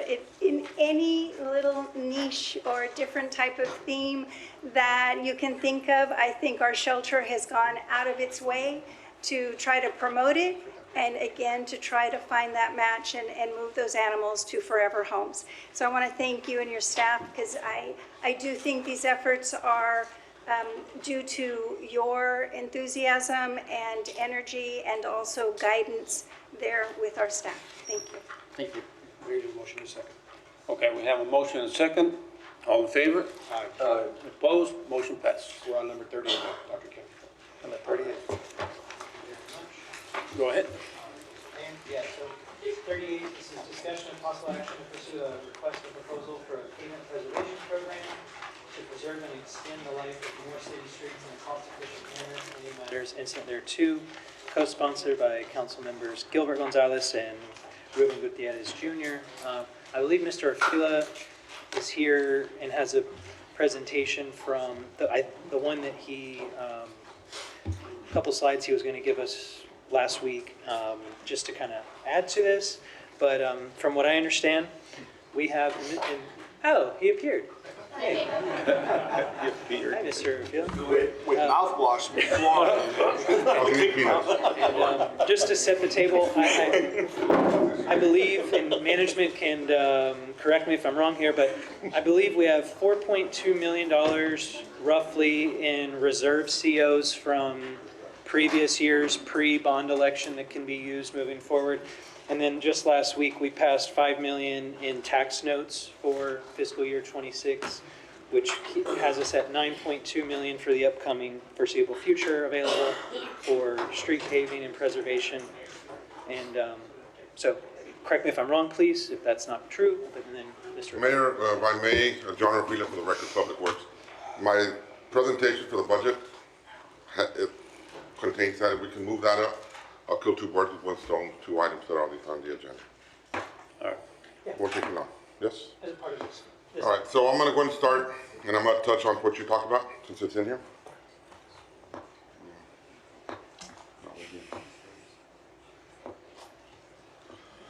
Okay, our organizational chart consists of 8 different divisions within Public Works. Our proposed budget consists of 15.6, almost 7 million, 166 FTEs, divided again within the 8 different divisions of the department. Any questions? The SOP submitted in February 2025. And again, there's 8 different chapters that describe everything within the department. Appendixes, I believe there's 9 different appendixes. And again, that has been completed and submitted. One thing I'd like to touch on real briefly is the cost of street construction materials. The longer we wait to construct, the more it's going to cost. And that shows you different, for example, the hot mix for paving when I first started with the city was at $28 a ton. Now it's at 77, with $6 difference 2 years ago. The coal lane, that's what we use for the patching of potholes. Again, $85, now it's at 93, that's a $13 change. It's not cheap. Yeah. And the concrete, again, we have 4 different vendors. We've gotten better. At one time, we only had 1 concrete plant that would Go ahead. feed the city. Now we have have a question. 4. Thank you. Mr. Felix, I have a question. So for the paving, that's what we use for your Pipe deep, typical resurfacing. The cold mix is what you use for potholes? Yes. Okay, and then the concrete. Okay. Yeah, the hot mix, once it cools off, it gets hard. And again, concrete, we have 4 different vendors, so again, that's why the prices vary. One of them has not changed its price. We try and use them, but they're constantly busy due to their price, and all of them give very good material and service. Paving projects. We look in the bottom, in the red, 413, 477, and this year 422. The year hasn't finished. The light blue, that's our miscellaneous, which is a lot of your priority funding, parking lot projects that are funded. The dark blue, the tall one, again, that's with our money going to public works for y'all's districts. Go ahead. Sorry, those, the numbers, like 373, that's, what units are we talking here? Is this, That is from the public works funding that we get what are these? for the districts. Are these blocks? Is this money? Is Blocks. this- Oh, blocks. Yes. Okay. Yeah, everything's in blocks.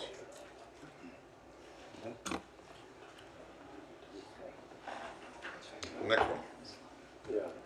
I'm gonna start talking now about what your item was about, the pavement surface preservation program. A lot of our streets, we pave them, we ignore them till the next round comes, but we're a little behind in our paving. So what this program is gonna do, choose streets that were paved anywhere from 10, 4 or 5 years ago, and come back and give them, preserve them longer by either putting some type of oil-based material on it and give them another 5 to 7 to 8 years of life. So I'm asking for permission to go out on RFPs or bids. I believe someone already has the paperwork ready to be sent out. And I'm proposing $2 million this year. We do have a total of $9.4 million. So we use $2 million of that. And again, but some of you councilors might want to contribute part of your priority funding. And if I go out for $2 million, I won't be able to use your money. So I want to go a little higher. I don't have to, I go out for 2.5, doesn't mean I have to use 500,000. I can still keep it at 2 million. If you want to contribute some of your priority funding, there'll be enough gap there for you all to contribute. Mayor? Yes, go ahead. Okay, so basically, you're estimating you would use about 2 million, depending on, the proposal that comes back, but you're saying we should go for 2.5, just to leave some wiggle room for districts to add additional money in. If there's a change order or anything like that, can be a little bit higher, okay? And then, Mr. Chavez and Mr. Fila, this is for streets that have a PCI, pavement condition index of at least what? I want to say anywhere from 40 to 65, 75. Okay, because a lot of our streets are. Depending on the street and the district. Yeah, a lot of our streets are not in, they're such bad shape that this would not be acceptable to do because it's just, they're so bad. See, those type of streets there will not be eligible for this. The streets have to be, again, in good shape, also be old, but they're not, they're drivable, and again, this is gonna give it a clean, smooth surface. Okay. Any pictures of ones that are candidates, or it's just not that? Okay. Anything, around City Hall. Yeah, no, that's. Anything around City Hall, a lot of them have been paved, and we paved those back to 2013 maybe?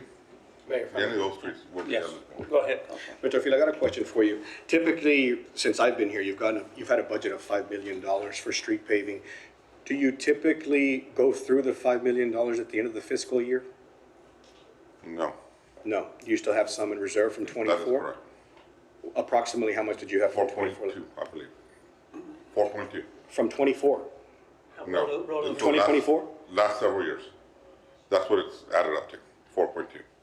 But after the last year, I several believe it years? was something like 3.8, close to 4. That you had left over?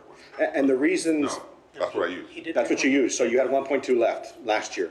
So, and the reasons why those 5 million are not being used is because of the materials that you have said that we've had issues getting material, or is it because of our machinery that have problems?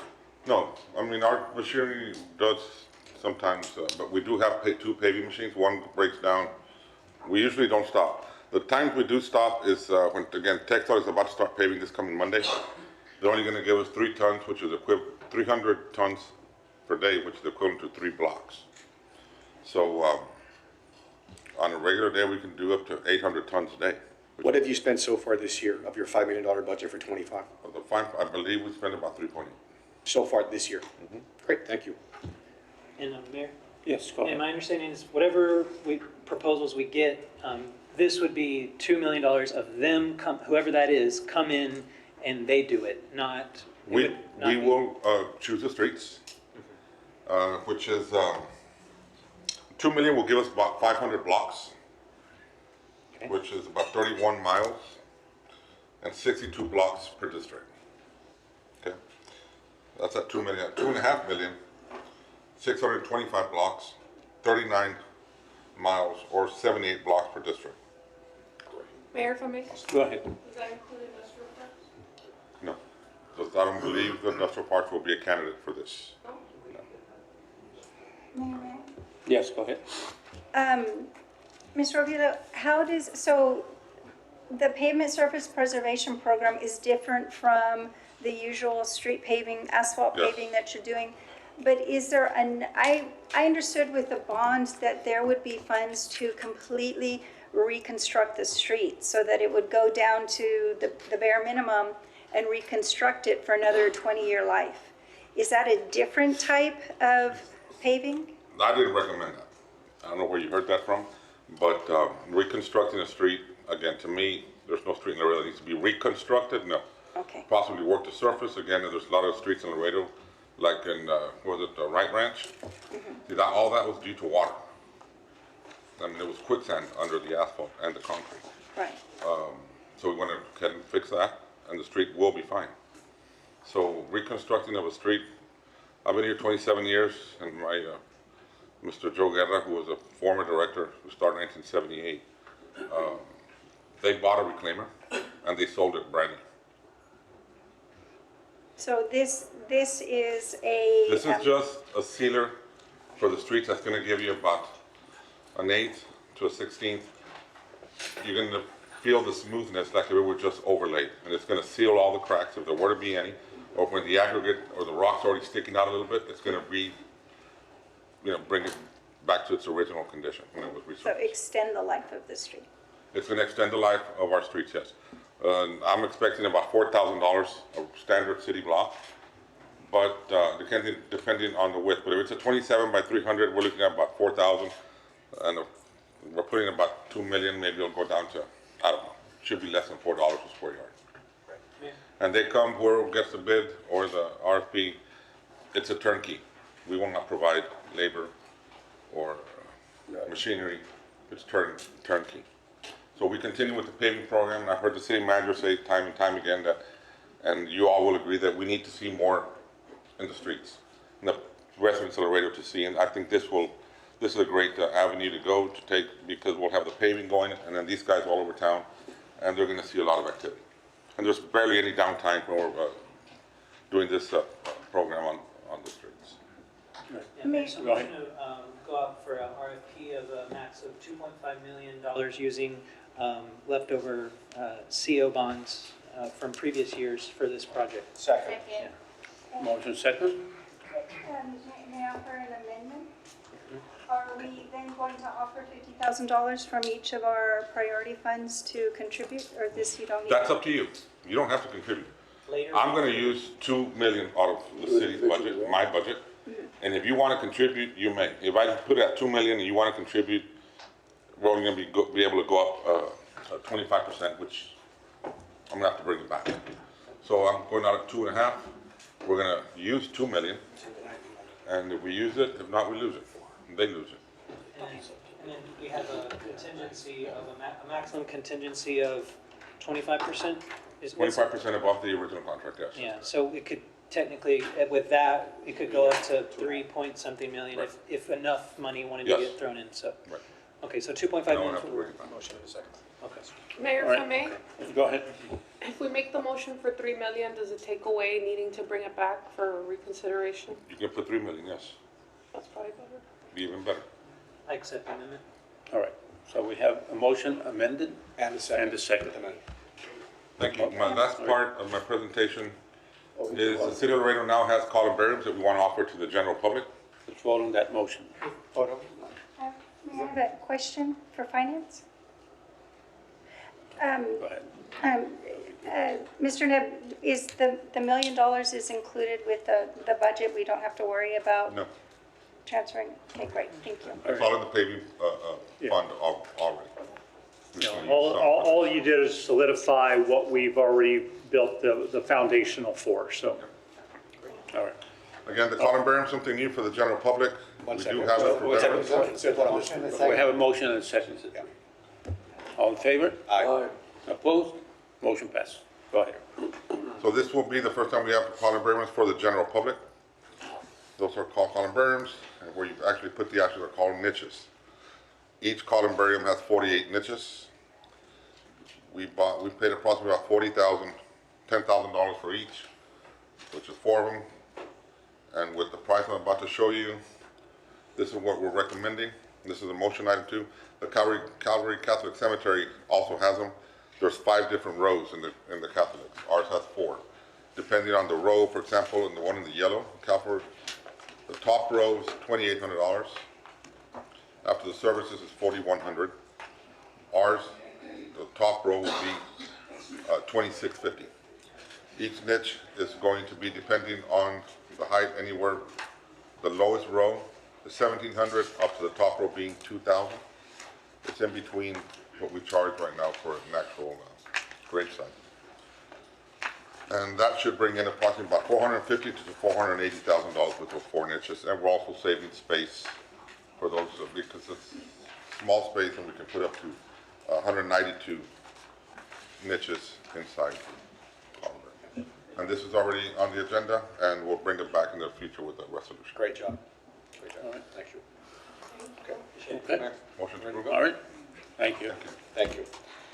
Okay, Mayor, if I can bring up planning and zoning, public hearing, introductory ordinances 1, 2, 3, 4, 5, 6, and 7. Motion second, all in favor? Aye. Opposed? Motion passes.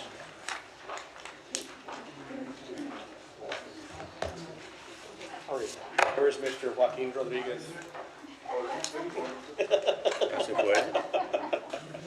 I'll start.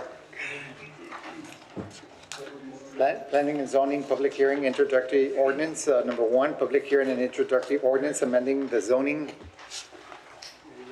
ordinance map of the city of Laredo by authorizing the issuance of a special use permit for a nationalization of vehicles and enterprises on Lot 1, Block 1, Fragoso, Oliva Plat, and Lot 12B, Block 2, Tesoro Plaza, located at 500 Tesoro Lane and 5215 Tesoro Plaza Drive.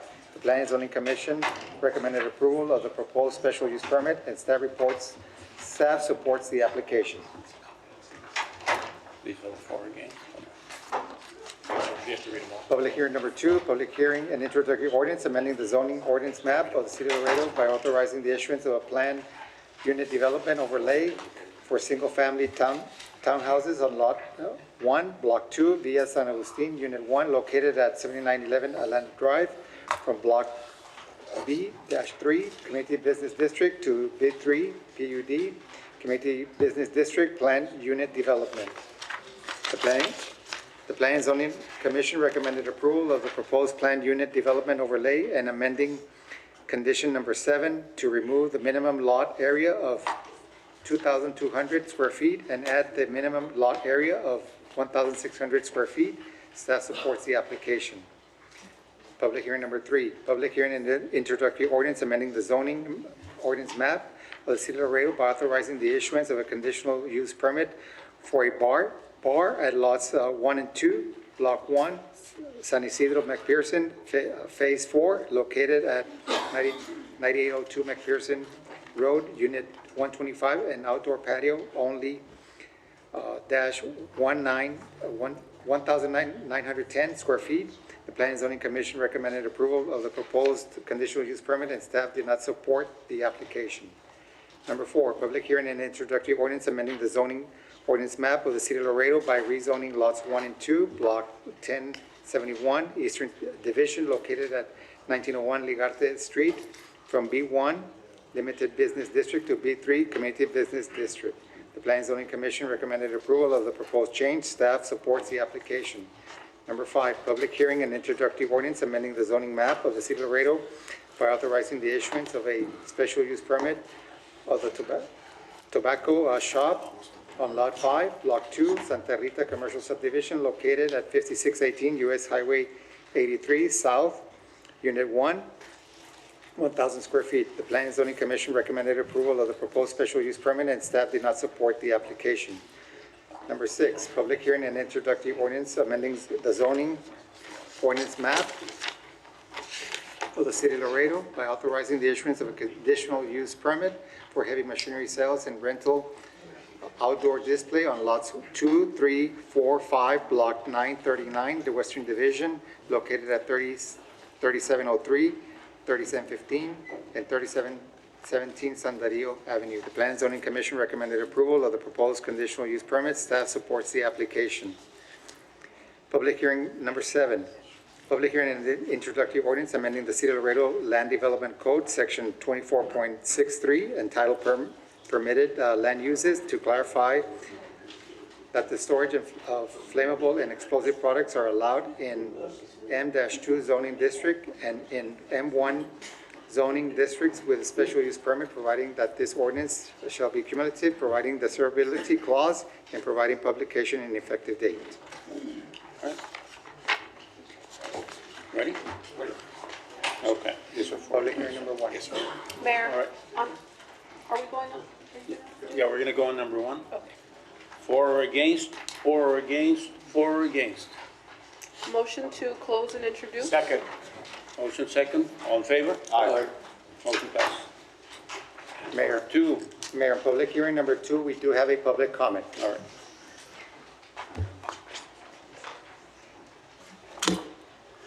Oscar Castillo. Oscar Castillo, good evening, City Council members and Mayor and City Manager's Office.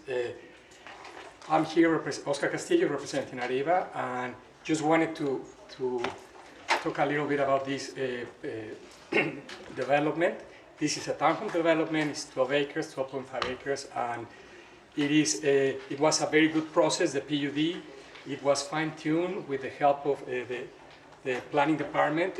We got a very nice park, 0.8 acre park, connectivity, the traffic was looked at. It was a very good process with the park department, the planning and zoning. Just want to make sure the communication, it was amended on planning and zoning because the communication said 2,200 minimum, and the square footage of the lots go from 1,600 to 2,800. So I just wanted to make sure it gets amended and to answer any questions that you may have. All right. Let's see, you want to ask a question? There was a clarification on The the, clarification that it went from 22 to 2,800? No. From 16 is the smallest one, and they vary. There's 160 lots, and they vary from 1,600, the minimum lot, to 2,800, to 160. But the minimum would be 1,600. Mayor, Okay, I'd like to make a motion to close and introduce. Second. all right. I'm sorry, apologies. Can I add just one condition? I've already spoken with the applicant and they're okay with it.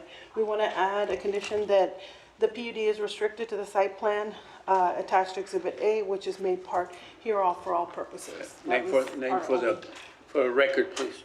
Name and Title for the record. Name and title for the Ms. record, Guerra. please. I'm sorry, apologies. Vanessa Guerra, Planning and Zoning. All right, thank you. Okay, Mayor, with that, I'll motion and introduce it as amended. All right. All in favor? Aye. Opposed? Motion passes. Number 3. For or against, for or against, for or against. Motion to close and introduce? Second. Motion second. All in favor? Aye. Opposed? Motion passes. Number 4. For or against, for or against, for or against. Motion to close and introduce? Second. Mayor, I recuse on item 4. Okay. All right. Okay. Motion to close and introduce? Okay, motion and second, all in favor? Aye. Opposed? Motion passes. Number 5, for or against, for or against, for or against. Motion to close and introduce? Second. Mayor, I have a question. Go ahead. Ms. Guerra, can you explain why you do not support item number 5? Absolutely. Would you like a bit of a presentation, or I can just answer the question? Basically, it's the distance. The requirements are that these types of uses need to be 800 feet from a residential district or use, and the measurement is 140 feet.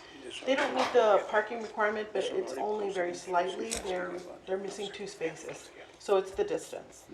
And that's 100 feet from what residential community? I can show you. Let me get there. Isn't that Cottage Heights? Sorry. That's okay. Mayor, Yes, go ahead. isn't that Cottage Heights, ma'am, if I'm not mistaken? I'm not sure. I'm not sure. No, it is College Heights. And that building is facing 83. That's correct. Okay.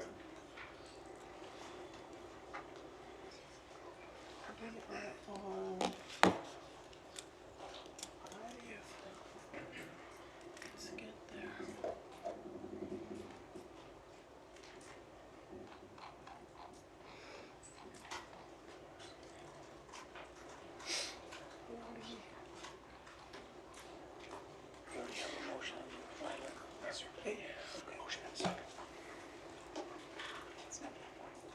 Almost there.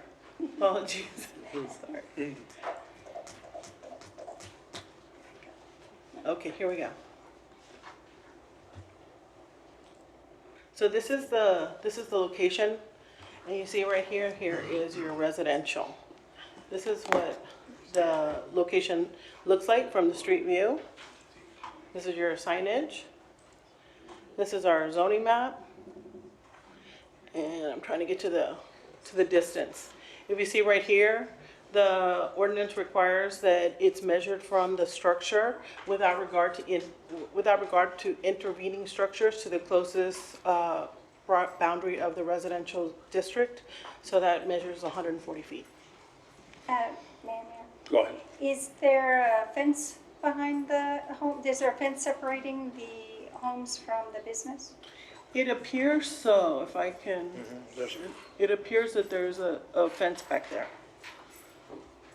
So, Mayor, if I may. Yes, go ahead. The building was there before the development, or was it after the development? It's a good question. I don't Oh, think if I I'm have not that. mistaken, if I'm corrected, that building was there before the development. That's a new subdivision called Santa Elena. You're probably or possibly correct. The use, though, is not there. I'm sorry? But the use is not there. The use is not there yet. The use of the building wasn't there. The tobacco shop use. Oh, okay. So, but what I'm trying to say is, if that building was there before, it's been there for a while, when the intentions of constructing something or having something or building a business there, they shouldn't, they shouldn't get punished because they had the intentions to create something or have a business before these rules. The zone is completely appropriate for most retail uses. It's just the tobacco shop has additional requirements imposed upon it through the special use permit. But the building's facing 83? That's correct. Okay. Mayor. Go ahead. So there was an item in District 3 for a tobacco shop right next to the residential neighborhood, and if it was 100 feet, that was a lot. And I guess I come back to the fact that we passed these things with the intent that we wanted to discourage addiction to tobacco products or use of tobacco products by where we feel there will be families and children. And at the time, it wasn't a couple of years ago that we proposed to increase the distance of a tobacco shop from a residential community, because at that time, we felt that the public health need should impact our decisions on zoning. And I understand the need from the small business owner to look for tenants to fill its building. and the attraction of it being on the highway, but maybe the attraction of being on the highway means that there are even more opportunities to look for a different type of business that doesn't step on the actions that we took not 2 years ago to try to make a small improvement to public health by diminishing or reducing the accessibility of teenagers to tobacco shops. So, I respect both arguments, but I weigh still heavily on the public health side, and I did have an item in my district where I also fought to make sure that we respect our previous decision, and I won't be voting for it. Motion to close and introduce. All right, we have a motion, second. All in favor? Aye. Aye. Opposed? Motion passes. Number 6, Mayor. Number 6, Oh, it's fine. 4 against, 4 against, 4 against. Second. Motion, second. All in favor? Aye. Opposed? Motion passes. Number 7, 4 are against, 4 are against, 4 are against. Motion to close and introduce. Motion? Second, but Mayor, I just want to ask a comment real quick. Go ahead. This is a change because before the change, we were allowing them on M1s without a special use? That's correct. Currently, the land development code in the verbiage under the special use permit, it allows it. Basically, these are above ground fuel storage tanks. They're allowed in an M2 as a use by right. But it does require the special use permit in an M1. What's getting clarified here is that it's going to be identified in the land use chart. People were getting confused that in the special use permit section, it required the special use permit in the M1, but then in the land use chart, it didn't have it. So there was this. Oh, it's a housekeeping thing? Basically. Oh, okay. All right. Yeah. All right. So we have second. Yes, sir. All in favor? Aye. Opposed? Motion passes. Mayor, motion to open up public hearings and introductory ordinances 1, 2, 3, and to include the supplemental 1, 2, 3, and 4. Second. Can we exclude number 3 at this time? We haven't gone to discussions yet. Yes, ma'am. All right. Motion, second. All in favor? Aye. Opposed? Motion passes. Number 1. Number one, public hearing introductory ordinance, an ordinance amending ordinance 2023-0200 authorizing the city manager to grant non-exclusive franchise to Ramco Waste LLC DBA Frontera Waste to use the present and future streets, avenues, alleys, roads, highways, sidewalks, easements, and other public rights of way of the city of Laredo, Texas, for the purpose of constructing, maintaining, and operating a commercial container refuse gathering and disposal service, setting forth terms and conditions to govern the franchise, providing the severability clause and savings clause and an effective date. Franchise fees will be deposited in the general fund. You want to read them all, and then we'll go for the... Yeah. Yes, sir. Absolutely. Yeah, go ahead. They're all being read, correct? Yes. Yeah. Excellent. Number 2, public hearing introductory ordinance authorizing the city manager to amend the fiscal year 2024-2025 City of Laredo detoxification center budget by increasing appropriating revenues and expenditures in the amount of $185,220. The Texas Opioid Abatement Fund Council was formed to ensure the money recovered to the statewide opioid settlement agreement is allocated fairly and spent to an end the opioid crisis in Texas Opioid Abatement Fund. These funds are available in the detoxification center fund. Number 3, public hearing introductory ordinance City of Laredo, Texas authorizing the city manager to accept and appropriate revenues and expenditures in the amount of $1,745,561 annually for the treatment of adults with a 5% match for the detoxification department for the term period of September 1, 2025 through August 31, 2030. The total amount of the grant will not exceed $9,111,695. This includes a system agency share of $8,677,805 and grantees required match amount of $433,890 for the life of the grant. Funds will be accounted for in the detoxification department fund. Number 1 on the supplemental, please. Yes. Yes, sir.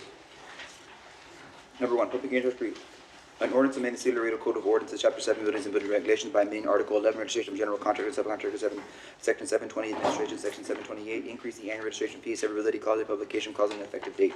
Number 2, an ordinance of the City of Laredo, Texas, amending Chapter 6, Animal and Fowl, Article 1 in general in the Code of Ordinances, Section 6-119, registration vaccination permit fees to update 6-119 registration vaccination permit fees to amend the schedule of fees and providing for an effective date.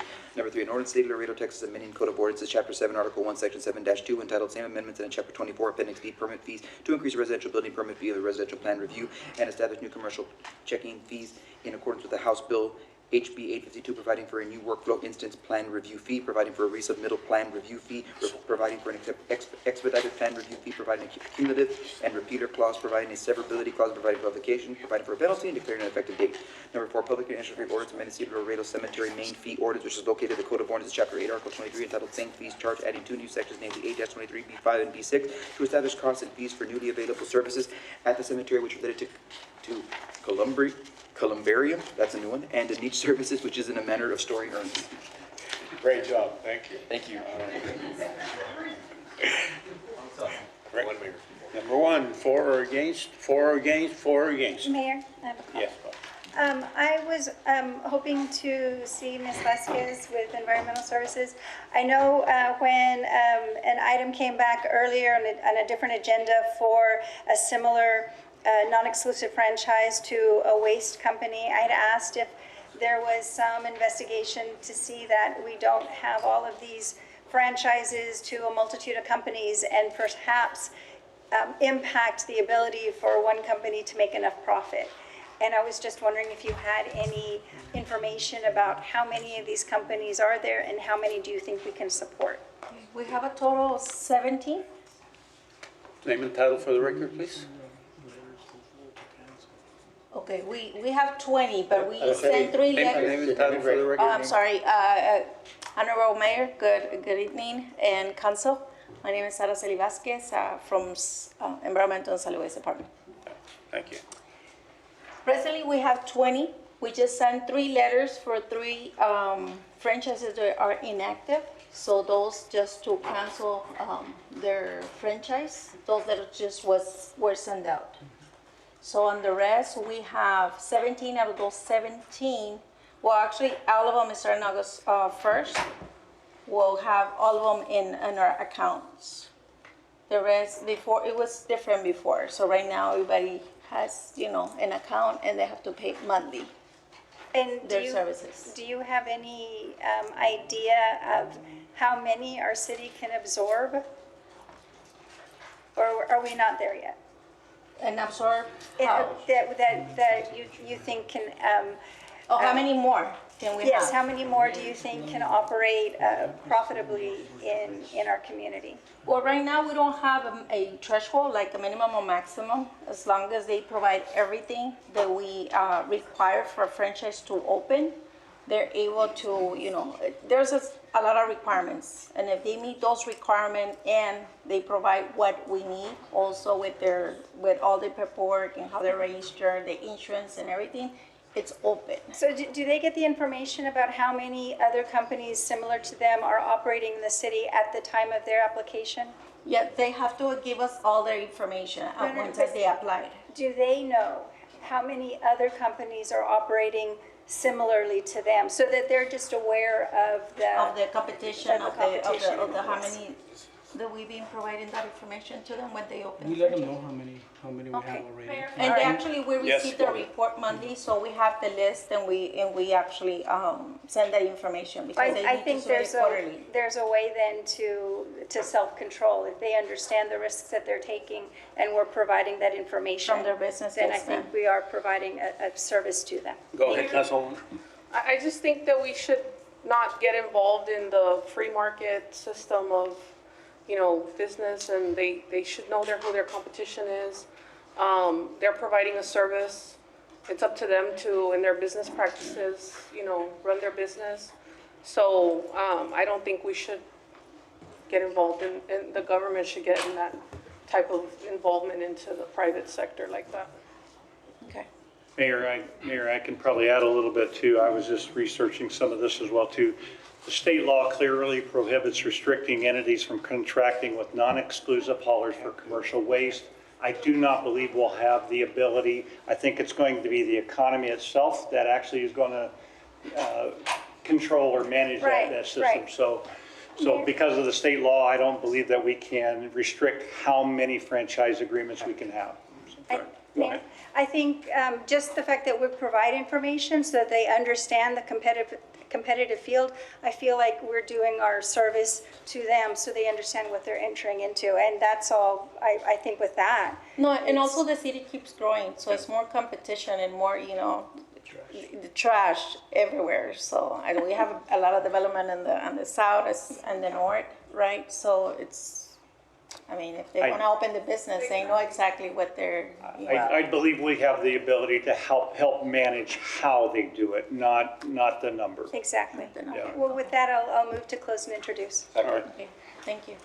Second, all in favor? Aye. Opposed, motion passes. Number 2, for or against, for or against, for or against. Motion to close and introduce? Second, all in favor? Aye. Opposed, motion passes. Number 3, for or against, for or against, for or against. Motion to close and introduce? Motion?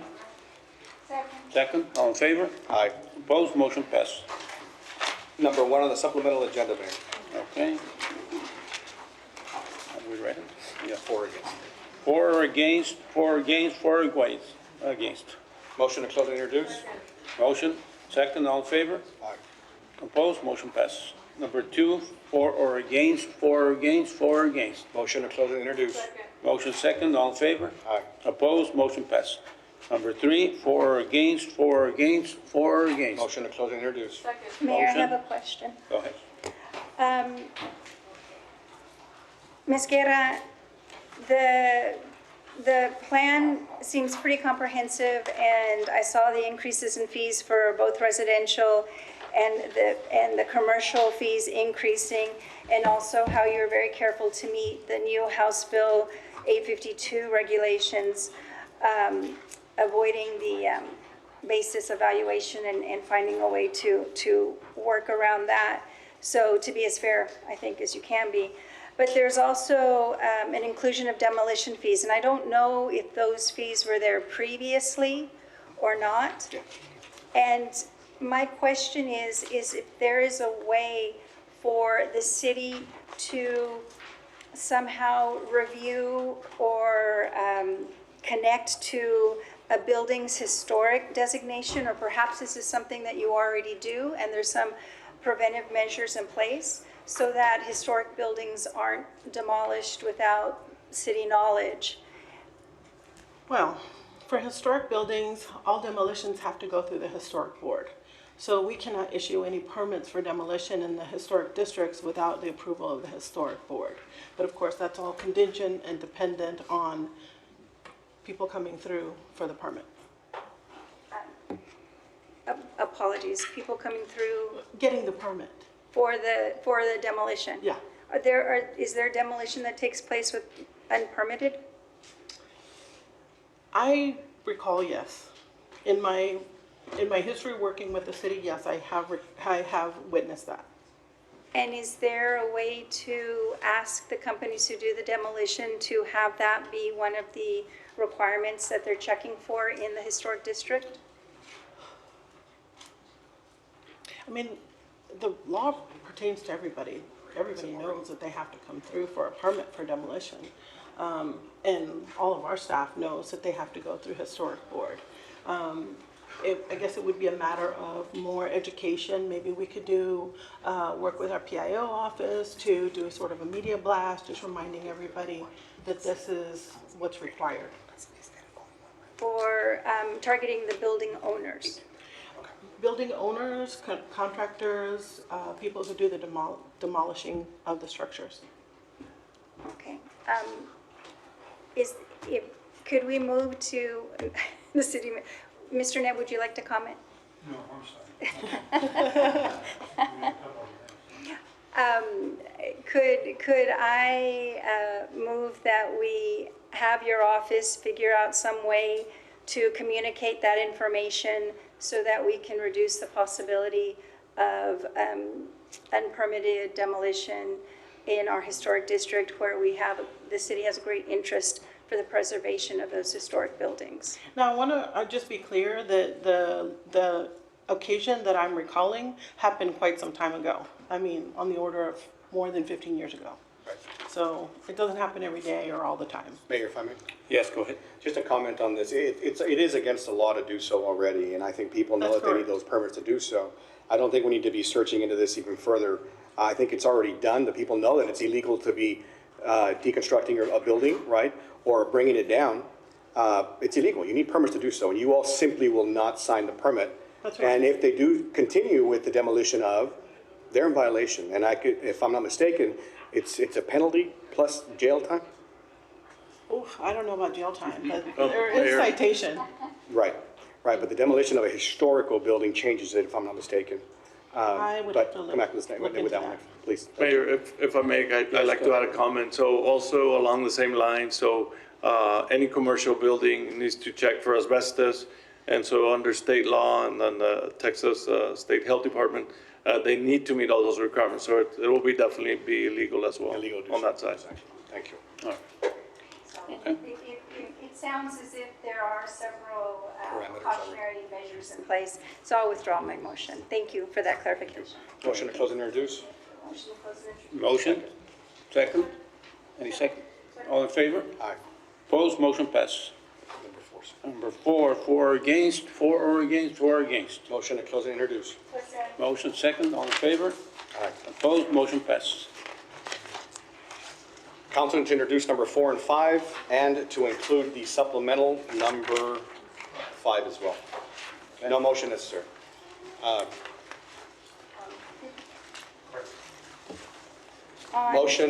Motion to approve the final reading of ordinances.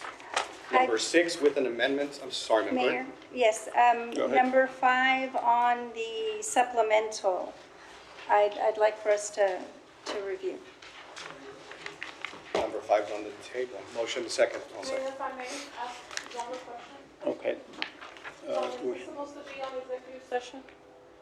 Number 5, on the supplemental? I thought that was an executive session item. If you want to discuss it, we should go into executive session because there is an offer. Mayor, I'd like to make a motion to enter into executive session pursuant to section 551.071, consultation with attorney, 551.072, deliberation about real property, and any other relevant actions. Following the closed session, the open meeting will reconvene, at which time action, if any, may be taken for items 5, 7 on the supplemental, and the executive session item on the regular agenda, item 32. Second. And with management, legal, and any other personnel that legal deems fit. Point of order, are you able to call on 32 for that item? I'm just questioning. All right. Okay. Okay, motion? Second. Second, all in favor? Aye. Opposed? Motion passes. Executive session.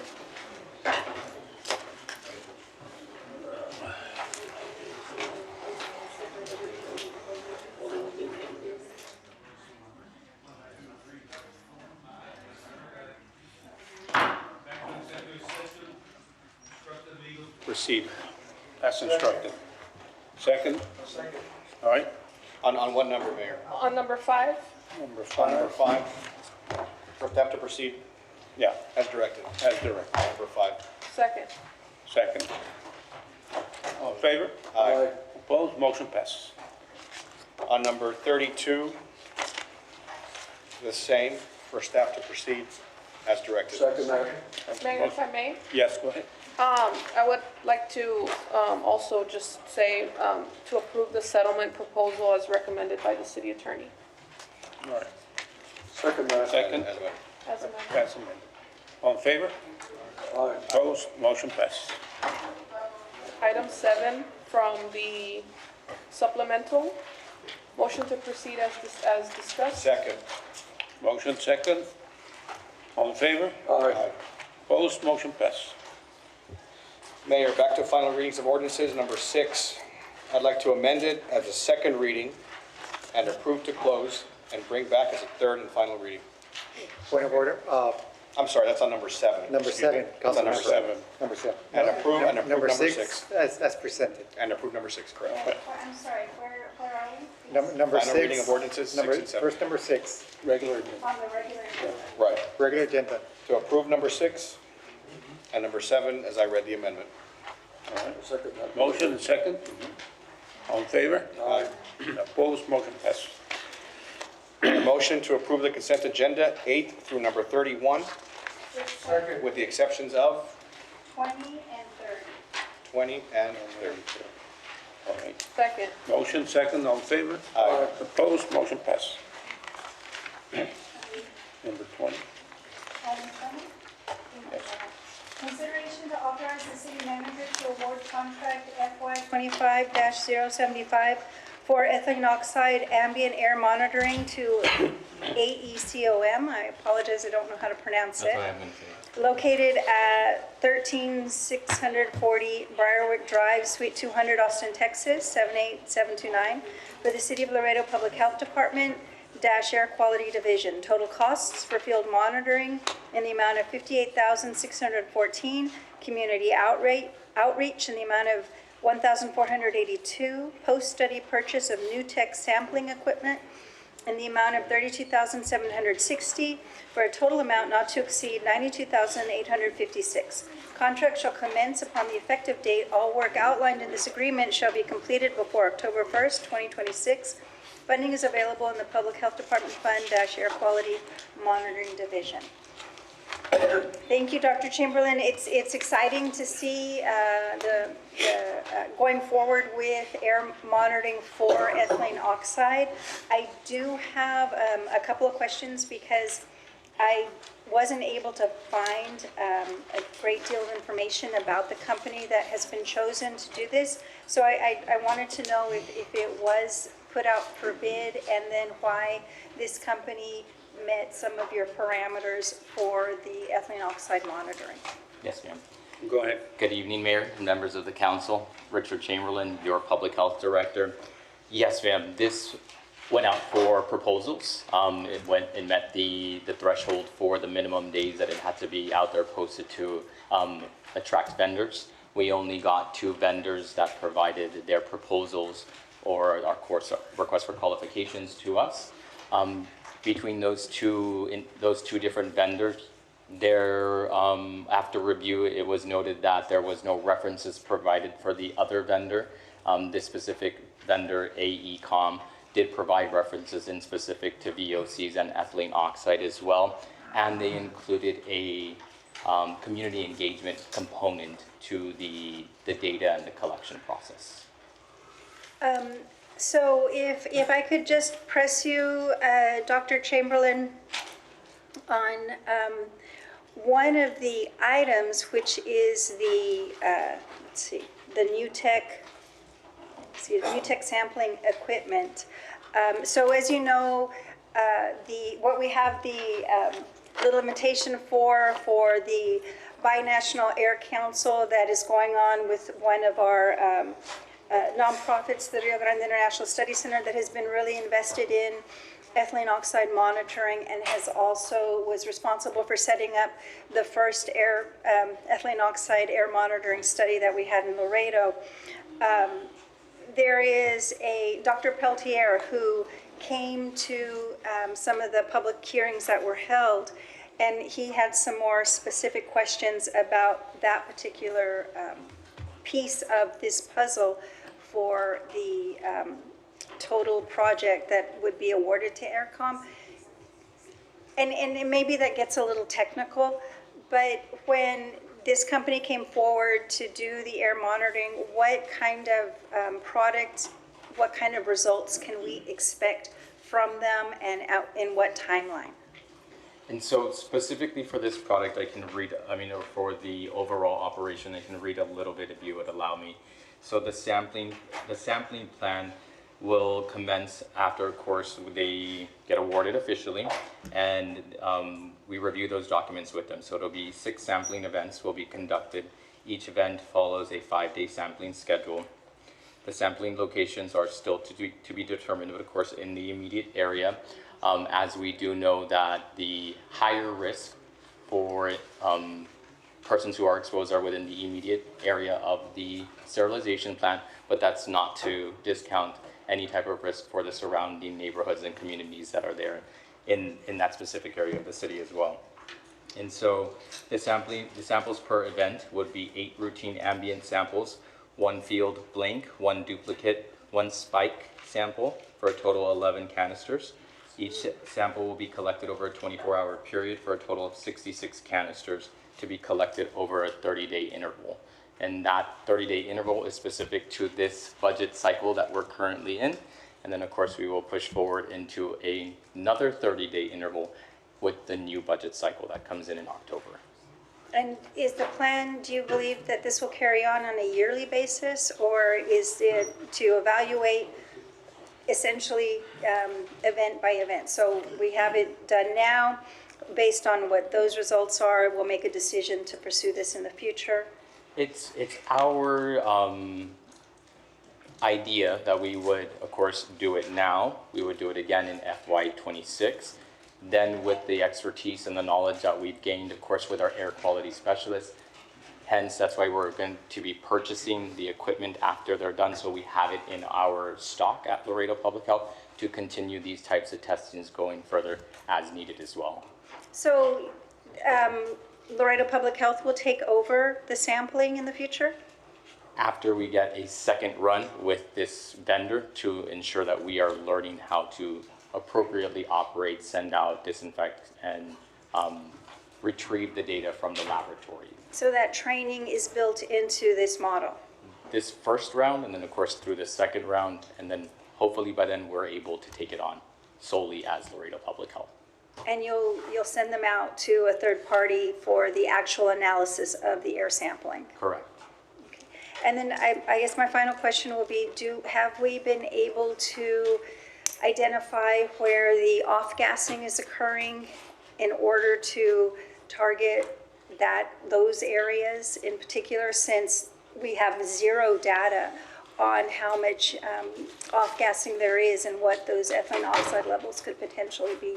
We made that request through the council's request a couple months back with a letter being sent to Midwest. That was not provided in a response to us. And have we attempted to contact logistics companies that would be responsible for transporting these products out? We have not attempted to contact the logistics companies, except although I would think that they would not provide us that information, but the attempt can be made. Because I know from past discussions, we had identified FedEx as the potential carrier of moving this product out. And the idea was also to warn FedEx, because of the off-gassing, that precautions should be taken because of their potential exposure to ethylene oxide. We'll definitely reach out to them, Councilmember. I think we're approving the contract, but I think if we talk about logistics in terms of regions or specific areas, I think we should talk about those in executive session, just because I don't want for these areas that we're gonna be monitoring, for them to know when we're monitoring and all that. I think it's important for us to do it randomly, and not randomly for us, it's planned, but for wherever we're gonna be out there in the public monitoring, that we not tell people when we're there, we tell them after we've left. So my request would just be that if we do get into specifics on what the plan is, that we do it in executive session until the results come in, and then we can let the public know exactly what we did and what we found. Yes, ma'am. Just because there are some warehouses that we may want to check around, but we don't necessarily want to pinpoint where we're going to be checking. Correct? Correct. Yes. Okay, thank you. Mayor, did you want? No. Yes, I wanted to just state that the amount of ethylene oxide sterilization that goes on in this community is twice as much as any other place, as any other place in the country, and then more than all of the other sterilizers plants combined. And because of the usage, I think we can be pretty confident that there's ethylene oxide sterilization on a continuous basis in our community, which is why this program and looking to test the air is so important. And I really want to thank Laredo Public Health for being so thoughtful in how you are looking to protect our community and how you are looking to take those samples to make sure that we are meeting the public health needs of the people who live here. Thank you very much. I just needed to bring back, thank you very much, Chairman. Thank you. I needed to bring back. Oh, yeah, let's vote on it. We got it. Let's do it. Mayor, before that, if I could just make a quick comment. Go ahead. I just want to thank the council also for contributing towards this program. We all put monies in to support the air monitoring program, and then I know, Mayor, it was one of your initiatives. So just want to thank us for going in that direction, because I feel that, especially now that we're seeing like action, I think it's going to be good for that specific area that is having this, so we can know exactly what we're dealing with. Agreed. I will echo the thank you to the mayor and to the council on behalf of the residents, of course, of the city of Laredo for putting this forward. And there is still more to come with our network system, and we'll have more information about that in the coming weeks. All right. Thank you. Motion second. All in favor? Aye. Opposed? Motion passed. And I'd like to bring an item that we didn't discuss, general council discussion and presentation on the supplemental, number 8. Second. All in favor? Aye. Opposed? Motion passed. This is a request by mayor, discussion with possible action to request management to continue ongoing discussions with Representative Raymond and McLaughlin on possible funding from the state of Texas of a Doppler system associated with equipment for Laredo that would provide coverage for weather gaps in this area, in our area, and in matters related thereto. Second. Second? Is that your motion, Mayor? That's my motion. Second? All in favor? Aye. Opposed? Motion passed. Chief, go ahead. Good evening, Council, Mayor and Council, Silvestre Rodriguez Jr., Assistant Fire Chief for the record. This radar is located at Fire Station 15 in the airport. It's in the rooftop of the airport. It's been there for about 2 years. From what I been told, that radar covers between 0 and 6,000 feet, which the radar from Corpus Christi National Weather Service doesn't cover due to line of sight. And so that's the gap that it's filling right there. It's a 50-mile radius radar, and main purpose is to let us know what's coming in from the mountains of Monterrey, Mexico. And so the company that installed this radar is Early Warning Radar, EWR. This was purchased by Beto Trevino, he's the current owner. Ascending Technologies is the company that currently maintains it, and also they currently maintain a YouTube page, which is called Laredo Weather Radar. People from the public are able to log into this website and to this YouTube page, and look at the weather. This provides a clearer picture of weather in the atmosphere here in Laredo. Approximately 4 or 5 months ago, Texas Department of Emergency Management Chief Nim Kit came over together with Mr. Raymond. Mr. Trevino was there as well. They were interested in the technology, wanting to look at having it at other places in the state. So they did come down and looked at that. We rely heavily still on the National Weather Service reports, right? They monitor this radar as well. They're the ones that give us reporting and extract the data from this radar. And mainly they're the ones that give us that information. We're no experts in this. We do still monitor it, especially when there's cloudiness or disturbances that we can see locally. But the National Weather Service is the main people that keep an eye on this radar system for us. Yes, go ahead.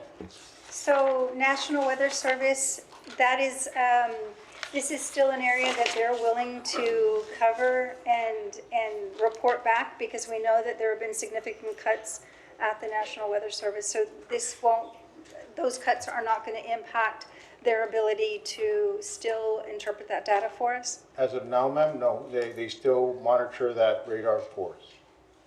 But we are responsible for the equipment?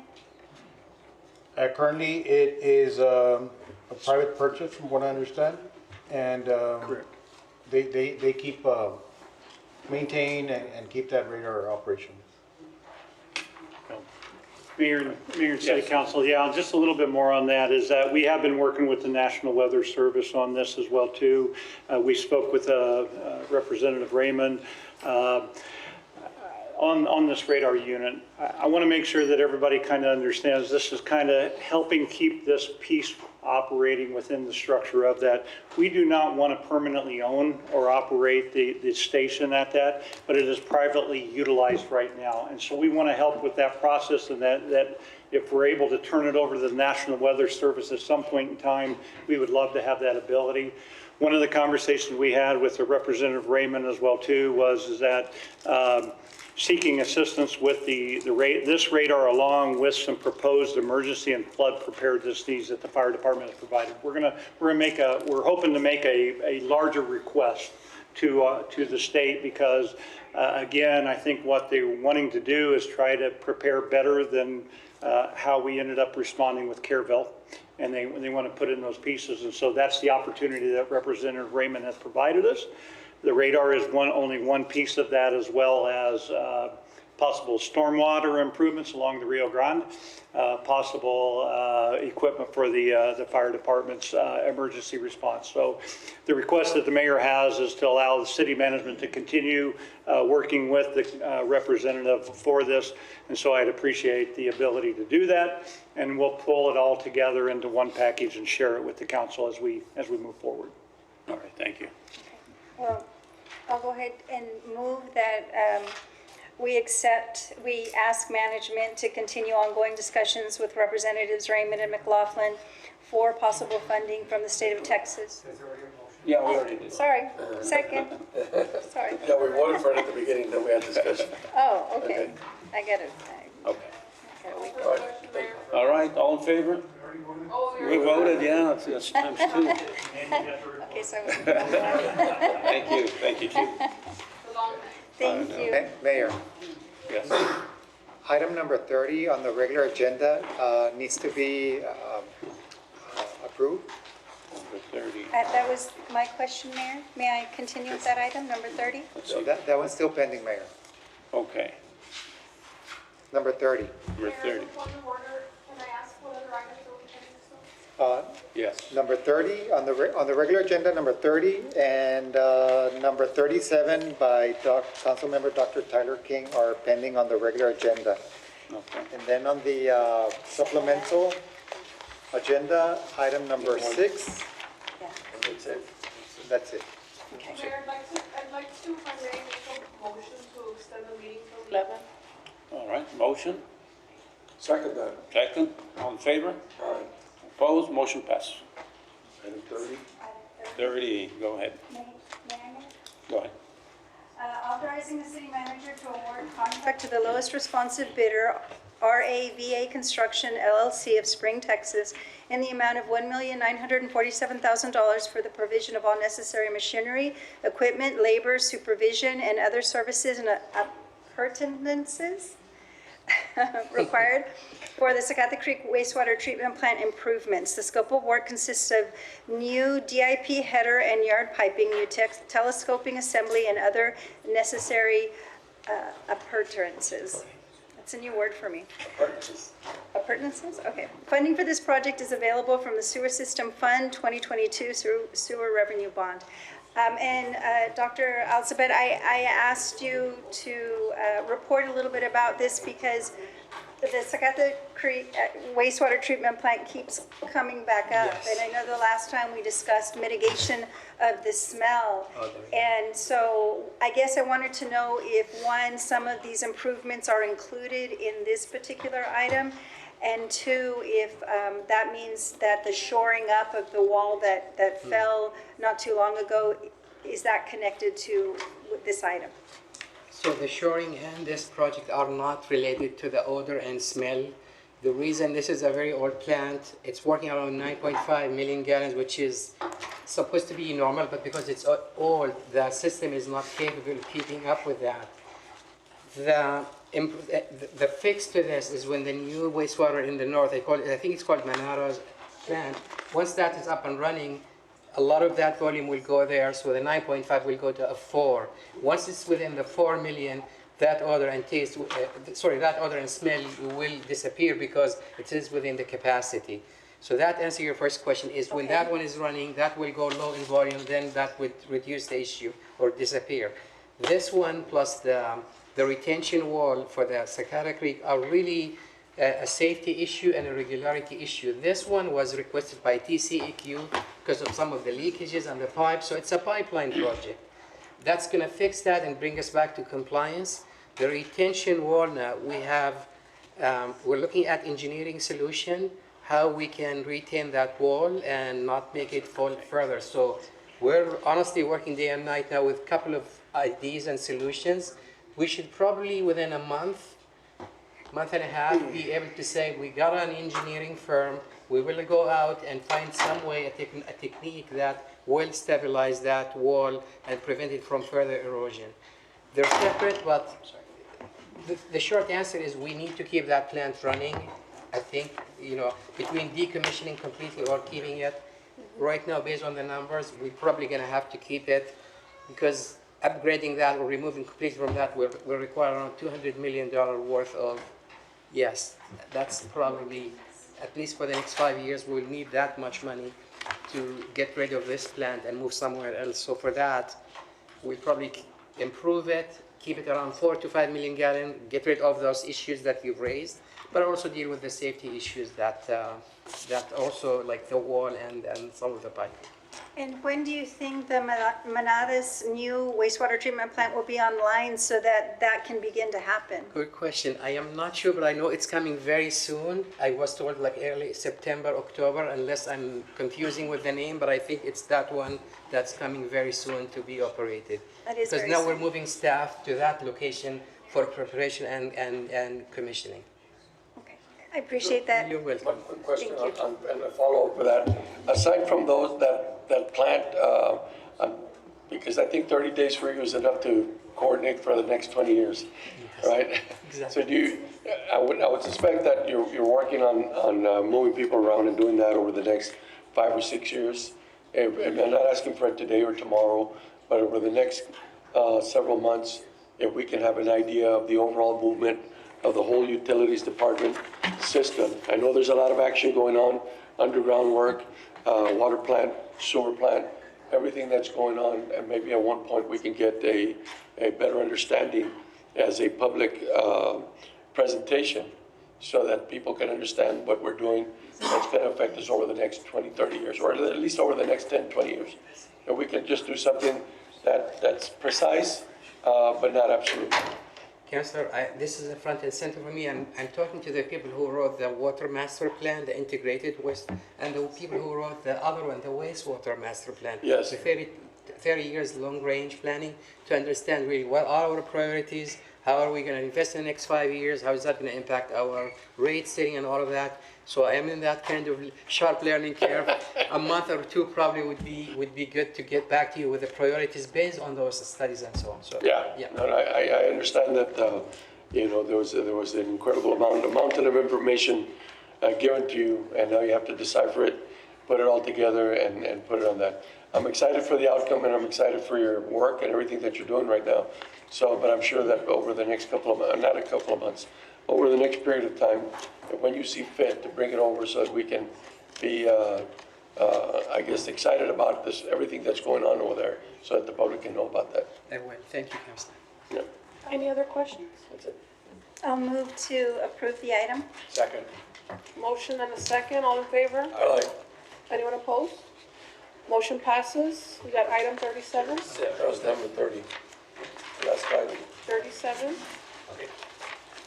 Yes. So basically, this is just an item to I brought it for discussion for the sake of discussing the use of artificial intelligence in any of our communications, whether it's internal or external. As we're living in this world where nobody knows what's real, no one knows what's fake, whether it's text or images.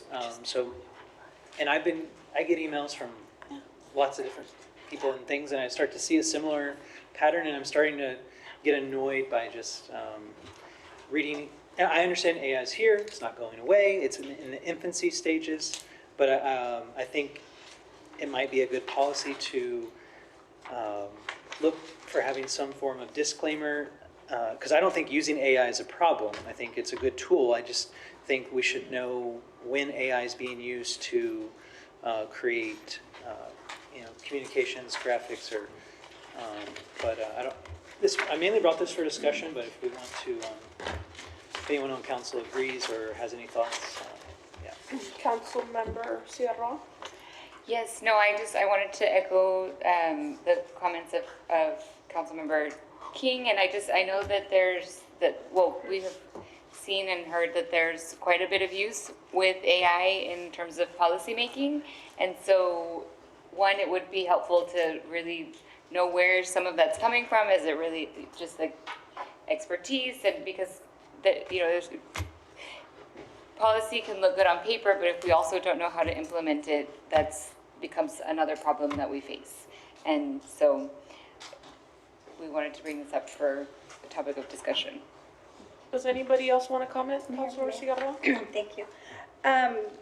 So I appreciate, Dr. King, you bringing this forward, because I think what has become apparent with AI is that when it is used to develop policy and communication, it sounds really good, and it's very easy to slip into reliance on the model, not understanding that the model has a lot of issues, that it is designed to produce content that is pleasing to the person who is requesting it, and not necessarily completely factual. The fact-based items are secondary to meeting the goal of whatever the query was. Because if there is some negative connotation from the facts, and your query, your question that you want answered doesn't include for that, these models don't always present all the facts. So if we have a disclaimer, then at least the reader can understand, I need to go through it. I need to check and double check my work, because I need to make sure that the facts are being presented as they should, even if it is a little bit contradictory to the original question. So that's why I think a disclaimer is good, so that it identifies both for the person who is getting the AI document, and also the one who's reading it, that you just need to be a little bit careful to double check. Well, I mean, I guess we make the motion just to, any communication that was generated artificially in whatever way needs to have a disclaimer. Is that what you all are looking for? That was my thought, but I did want to hear just from management and legal, like if you had any opinions. Just so we could get to like what we want to get out Mayor of this Pro item. Tem and City Council, let me put a little bit more into it as well too, because as I went and looked at this, I cannot find any other city's policy out there on this. It's not been created yet. There are some internal ones that are doing internal contacts within each other, but they haven't taken it to the broad level. But one of the things, keep in mind as well too, that when you spell check your Word document, that is utilizing AI as well too. So I would argue that you don't want to make just a broad level use AI this way. You utilize the example of the policies and everything. I think those are more apropos within that structure. So when AI is utilized as a tool, it's one thing. That's grammar checks, it's spell checks, it's translations. Those are the different types of that. In my mind, that would be very acceptable within the co-authored one, where it is at least staff checked, and you're walking through the best practices and such like that. But when you utilize AI as an author, I think that's where you become a little bit more problematic within the structure. And so I think that if we were to develop out a policy, I would recommend just doing it in a tiered type structure and saying disclaimers at this point in time, but not at this point in time. Because you could, to a certain level, you go out and Google search and you're in AI no matter which way you go, and it's going to become more prevalent, I think, over time as well, too. And so I think that type of a tiered approach is not bad, but I agree with you that you want to be very careful about how that information is utilized. It's good. In my mind, I believe it helps with the research quite a bit, but then it has to be converted over to that. And so if you don't take it far enough, if you look at it at the broadest level, and we talk about that with the budget and everything, if you look at just the numbers at one level, the comparability is not necessarily there. Same thing with AI and the use of that AI in order to generate things. I would argue that every policy, every resolution, every ordinance actually takes on the nature of the group, no matter which way you go with it as well too. But I would say that, if you're to provide some directive within creating one, allow management to try to put one together that has those kind of thought processes within there, because I would argue that you don't want to go too far one way or the other. And it's going to become more prevalent as we move. And so I'd like it to be able to be molded. Mayor Pro Tem, it's just like teachers with their students, right? Like if you're asking your directors for a report or something, like there needs to be that understanding that yes, they actually know the topic and that they're giving to you, that they actually can explain it and explain it to a layman, and when they get into the real world, and just knowing that what you're getting, what management gives us is real work. Yeah. And if you look at it, I mean, we have some ordinances that we have borrowed from other places and then just tried to lay over the top of what Laredo needs as well too. And so it can happen without AI. I guess that's what I'm stating a little bit, is that we can get into those predicaments where we're just taking best practices from somebody else and then thinking that we can just overlay it, but we've not taken the work with all of that. And there's been some recent conversations, I would argue, that that's where those ordinances actually came from when they were brought in. They have to fit what Laredo needs at that point in time. We need to put some pop quizzes for management in there. So I guess my motion will just be for management to create an internal AI disclaimer policy, and just whenever you can, let us know, and what you decide to do, just so we are knowing what we're seeing, and if it's co-authored by AI, that's going to be that's going to be what we're living with moving forward, and that's not the end of the world. It's just as long as we know who the authors are. And I can appreciate that. I think it goes back to Mr. Knapp, Councilmember hold on, Cigarros. point of order, we have a motion, do we have a second? I'll second that, yeah. Motion second. Yeah, I can agree, because I think the idea is that if you know where the information has come from, it'll make you look at the document in greater detail or not. So. Okay, so we have a motion, a second, any other comments? I just wanted to make one thing clear as we move into this. I know it's not clear even for the true definition of AI. I don't know if the policy is going to have a clear wording as to saying this document was provided with the use of AI in its form. I know a lot of the emails that I've been reading have been better written now, a little bit more articulated at least. Very well. Whilst I understand that, it's a great tool to use to push us forward. But I just want to make sure that we understand that as we move forward, the wording of that policy has to be clear and concise so that everybody can understand it. Right. There's no substitute for knowledge, right? Okay, any other comments? Okay, call for the question, all in favor? Aye. Anyone opposed? Motion passes. Motion to open up number 6 from the supplemental on staff reports, to open up the presentations from Parks, Fleet, Solid Waste Planning, Animal Care, and Public Works. All in favor? Aye. Anyone opposed? Motion passes. And we've already extended the meeting till 11, so. And you have already heard the Public Works presentation portion, so. They got slipped in there, yeah, that's right. It's like, I don't think all of them are through, right? In less than an hour. Hour 20. Yes, for them to bring it back for the next meeting.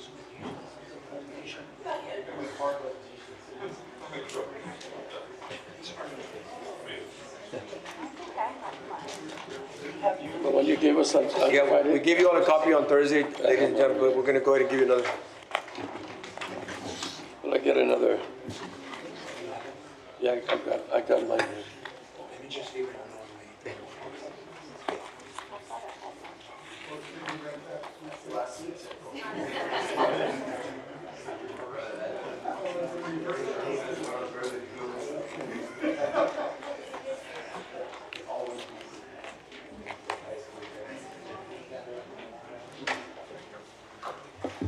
Zone, I have a question. Do you all need quorum to go through these presentations? Not if, no action can be taken if there's less than 5. No action will be taken. Yes, no actions But anticipated. you can go through the presentations, one after another? Okay. Mayor, may I? So I just wanted to comment on the fact that, you know, we did have a budget workshop last week on Thursday and Friday, and I know that you were ready to, you were prepared to come and share this information with us. And I cannot answer for the fact why the vote was taken to close down everything, but what I think it did was do a big disservice to the people who are expecting to hear these presentations last week. We had 2 days set aside, Thursday and Friday, for public budget workshop, and that didn't happen. And so, you know, we're going to get into what the minutes say next time when the minutes come up about how that meeting ended. But I do want to apologize, take the opportunity to apologize not only to the directors that were ready to present to us, but also to the public for the fact that we advertised we would have public budget workshops, and in the end, we cut those off extremely early, in my opinion. So I'm very grateful that we have this opportunity for you to present and for us to hear the information. I think the departments that did present, it initiated great conversations, and not necessarily to change policy, but to have a better understanding of where these public taxpayer dollars are. And I hope directors got a good understanding of where we on council would like to have focus for the expenditure of taxpayer dollars. So thank you for presenting today. Thank you, Mayor, Council. Thank you for having us. J.J. Gomez, Parks Director. Thank you for, again, the opportunity to present. I know there's a couple of other departments behind me. I will keep it straight to the point. I want to first of all say thank you to all. I'm going to take advantage of the time to say thank you to all our employees, especially this summer that it was a long summer for us, but all the lifeguards, all the rec center staff that came in to help us. We had a great summer program. The pools are still operating. A lot of our lifeguards went back to college, so we got a couple of pools still operating till Labor Day. But I want to take advantage and thank all our staff for getting this through this summer. Every summer is a challenge because of all the people that use our facilities, but we were able to get through, and now the kids are back in school. But I want to thank everybody that came to work for us, and hopefully we can see them next year. So let's start with the organizational chart. As you see here, we are divided into two. One's the operations, one's the administration, recreation side. Mr. Tommy Ramirez on the left side does the maintenance, athletics, construction, horticulture. Ms. Anita Stanley on the administration side does the administration, rec centers, aquatics, park planner, park development, and special needs. Under me, I have the special events division now. Also under my direction will be the Max Mandel Operating Fund, the Buena Vista, the Parkland Acquisition Fund, and the Recreation Fund. So this is how I would split up right now, how we would be now with the addition of, God willing, in the fall with Buena Vista. We are 249.46 strong, full-time employees. And you see the .46 because a lot of our employees, not a lot, but our summer staff is seasonal or part-time. To give you an example about part-timers, takes about half, it's almost equal to a little bit less than half of a full-time employee. So we're 249.46 full-time employees in our department. Administration-wise, we have 10. Park maintenance, we have 85 full-time employees. Construction, which is we help with all the small projects that we have, is 18 of them. Horticulture and forestry, we have 5 full-time employees. Our rec center, which is your summer, including the summer programs as well, is 82.118. Aquatics, your full-time, part-time, and seasonal lifeguards are 41.2. And our new division that we opened, special events, have 8 full-time employees. Vacancies, as you can see, that we have 4 in parks, which are groundskeepers, 3 in special events, 2 in construction, 8 in recreation in the rec centers, and these are part-time rec specialists, and 5 aquatics, and we're just losing more as we speak because, like I said, they're all going back to school now, back to college and high school. Some accomplishments, which we're very proud of. Constructed restrooms at BP and Newman Park, which is El Eden. Installed Mommy and Me swings throughout the city. It was something new that we did last year. Installed portable dressing rooms at Freddie Benavides wrought iron fencing with adjacent batting cages, which is a baseball field adjacent to Ciarroa High School. Replaced 4 playgrounds throughout the city and 8 shade structures around the city. Renovated concession stand and restrooms at Maria Elida Benavides Softball Complex. It's in South Laredo. Upgraded the fitness center at Ciarroa Rec Center. If you go in there, it's really nice, updated with new equipment. Installed fencing at Dryden and Jovita Hidalgo soccer fields. We renovated the therapeutic fitness center at Haynes. That's the one that we converted over to for the all needs, special needs people that can use it. We landscaped the Clark Boulevard median. Installed archways at the Albert Ochoa baseball field, which is adjacent to Safarini Park. We're remodeled and still working on the intercity pool facilities, which a lot of people use for our aquatics. The development of Vietnam Veteran Plaza. Created a multi-purpose field at Divine Mercy, which is always being used frequently throughout the year. Constructed a metal basketball shade for Father Magnable. Built a skate park and restrooms at Father Magnable.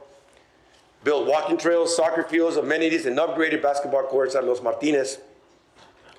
Constructed a real beautiful basketball shade at Azteca Park. We are currently we added lighting to Canisoles Park and currently working on St. Peter's Plaza lighting. Installed exercise equipment and bird deterrents at Lafayette Park. Constructed a batting cage at Slaughter Park. Something that was done this past year and is very important to our department and to the whole city was we amended the parkland dedication ordinance, which came into effect on June the 20th. That had not been updated since 2008, which is the new parkland dedication, and now we're going to be getting more money for our parks, which was very important and a long time coming. Amended the ordinance to increase rental fees for fields, which went into effect in January of 2025, and I know a lot of council members have said we were going to raise some fees to be able to use our fields. We brought some regional and state tournaments to the city, and last but not least, and I will show you, we implemented, like I said earlier this evening, a very special needs division in the department that currently Ms. Jenny Sanchez, and at the end of the presentation, I'll show you a 2-minute clip of that division. Mayor, I'm sorry to interrupt, Yes, Mr. ma'am. Gomez, but I see here you've listed the code of ordinances to increase rental fees for the fields. Yes, ma'am. That went into effect in January. And I was wondering, because we have been talking about that, and then we just implemented or just approved the fee structure for the Buena Vista Sports Complex. What has been the response from the public? What have you seen, not necessarily for Buena Vista, but for this other policy that went into effect? It's been, what, 7 months, Yes, a right? little bit more than half a year. Yes, ma'am. To be honest with you, council member, it's business as usual. We have continued with. They understand that we have to fix the field. We use more equipment to get the field ready. We didn't go drastically that high. We went up maybe I think like 20%, a little bit more than we were charging. And to this day, and Mr. Ramirez can attest to that, I think we pretty much we have not stopped at all. As a matter of fact, I think we even got more participation to the tournament leagues and all that. So it's good. We've got a good response on that, ma'am. And thank you for all support on that, because I think it was also a long time coming as well. Yes, ma'am. Yeah, thank you. Our standard operating procedures, as you can see, our table of contents, our purpose, our mission statement, our general policies. We are working on it. We are continuously working on it. In January, we'll be implementing all our SOPs through Mr. Neb's direction and Mr. Landin. That we sat down with them and going over. We are a continuous growing department, and we always looking to improve. So this is our table of contents that we use. We'll be doing our outline when we start. We're already implementing some SOPs, but it will be finalized now also with the Buena Vista one, starting in January of 2026, God willing. Upcoming projects. These are the projects that you saw in the CIP. I'm going to go to the Max Mandel building, raised building and concession stand and renovations, which I'm going to say something proud. Thanks to management and you all, we are currently ranked number 9 in the state as the 9th best municipal course in the state of Texas. We spend the good money in there. We got a new management company there. They're doing a tremendous job. We are getting it better. Last month we got ranked number 9 out of the whole state of Texas in municipal golf courses. So that is a big. Hopefully we want to get up to the top 5, like I said earlier. So hopefully we want to get that. Conseco House renovation, a feasible study for an indoor recreational feasibility study for a possible rec center. Aquatic shade structures and canopies for pools and pads, etc. As we want to add more pools and pads. We talked about the possibility, if allowed, soccer field, artificial turf, a citywide playground and shade replacement program that we are identifying with our park planner. And let me throw something in there, and I want to congratulate Tommy. As direction from Mr. Neb, we wanted somebody in our department to be certified playground inspectors. So 3 of us from our department and also some people from RISC took the class, very intense class. He felt like Rodney Dangerfield had to go back to school, and he is now certified now as a playground inspector, so that anytime that we put a playground, we don't have to reach out to anyone else. He's the one that's currently certified. The other 2 people in our department are working on the certification, but I want to congratulate him for being able to get him certified on that.